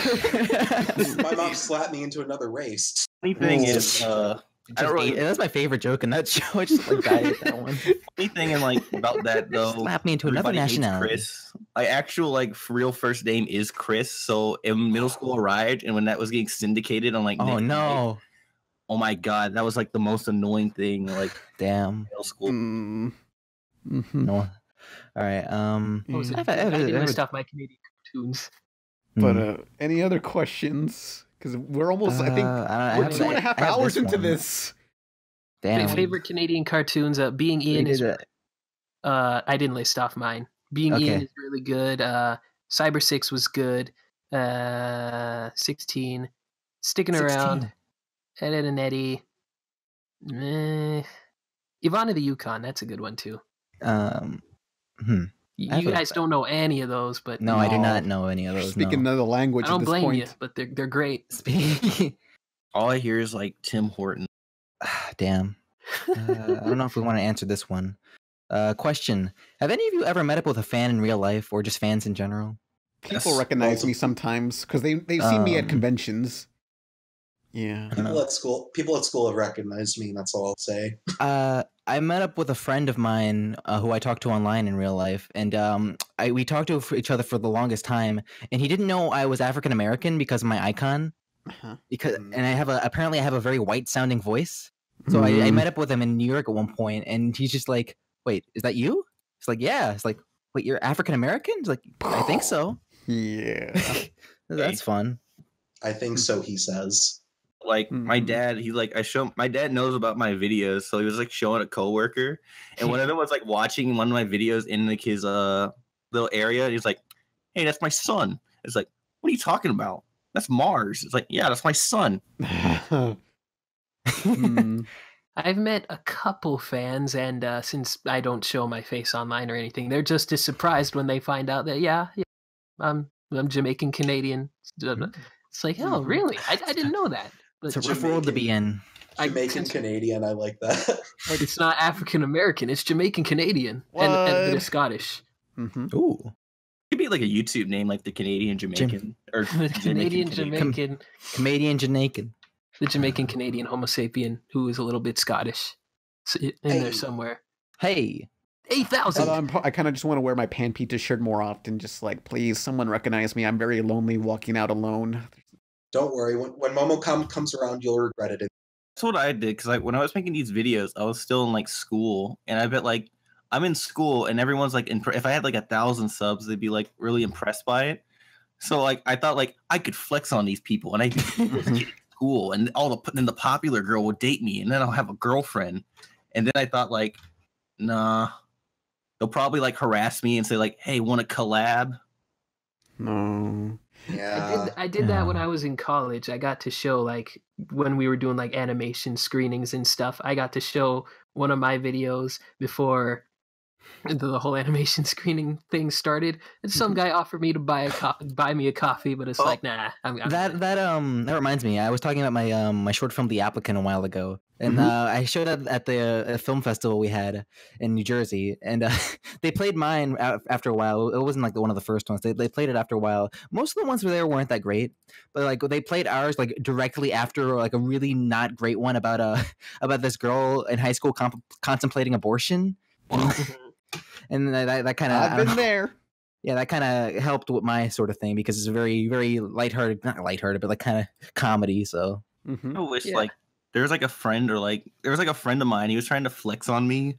Like he was like, I have 100 subs. What do you have? I was like, I could fucking destroy you. Yeah, fuck him up. More than you. Yeah. But like, I remember like his videos. Like, he wasn't like earning subs. He was like going to the computer lab and goes like, "What's your YouTube?" And he's like jacks their computer and just makes them subscribe like forcibly. And like, I watched his videos. And it was like an old prank video of like, you know, the scene where like Patrick goes like, "I love you." I love you. I love you. He was just doing that. I don't know if it was like fake or not. Like, he was just doing that to random people in the neighborhood. And like, one guy goes like, "Wait, stay right here." He gets like a jar of peanut butter and starts rubbing it on this kid's face. Why? What? Is this guy? Is he okay? Oh no! Like, and then he's like he wouldn't leave the like doorstep, so he started chasing him out, and then like, "I'm gonna call the cops." Damn. Back up, Jack. All right. It's like I've been told that my like life was described as like the weirdest, like give like the worst descriptions of what shit happens. Yeah. That from time to time. All right. So, is this the end of the podcast? Sure. Yeah. We recorded 2.5 hours. Oh, I've been there. Yeah. I've done 4. Awesome. Well, That was awesome. All right. This is the end, friends. Remember to check out YouTube and CK Draw Stuff, DeviantArt, Tumblr, Twitter. I don't know. Maybe he has a MySpace. Maybe he has a live journal, a Zynga. Yeah. I don't fucking know. Blogspot. I can't think of any other old websites. Finsta. What should Emily and Stephanie play? I don't know. Check out our podcast, Half and Half. We do things. We talk about movies, cartoons, that sort of things. Links to everything below. Woody Woodpecker's check out next. my channel. Hey, Malik, speak. Malik, Thank you. Check out my channel at the Cartoon Gamer. I got a Tumblr, Twitter, all the good stuff. Please check it out. That you won't be disappointed. I hope you're not. Unsub, please. Go away. Don't give them ideas. Everybody should commission me. I like making. Also, Panda's paid me. I'm living in a cardboard box, and he said that sucks. I don't need bills. Please help me. Yeah. You can give money. That's good. That'd be nice. You do me a better favor. Well, Uninstall Discord so I can Goodbye, stop lagging. everyone.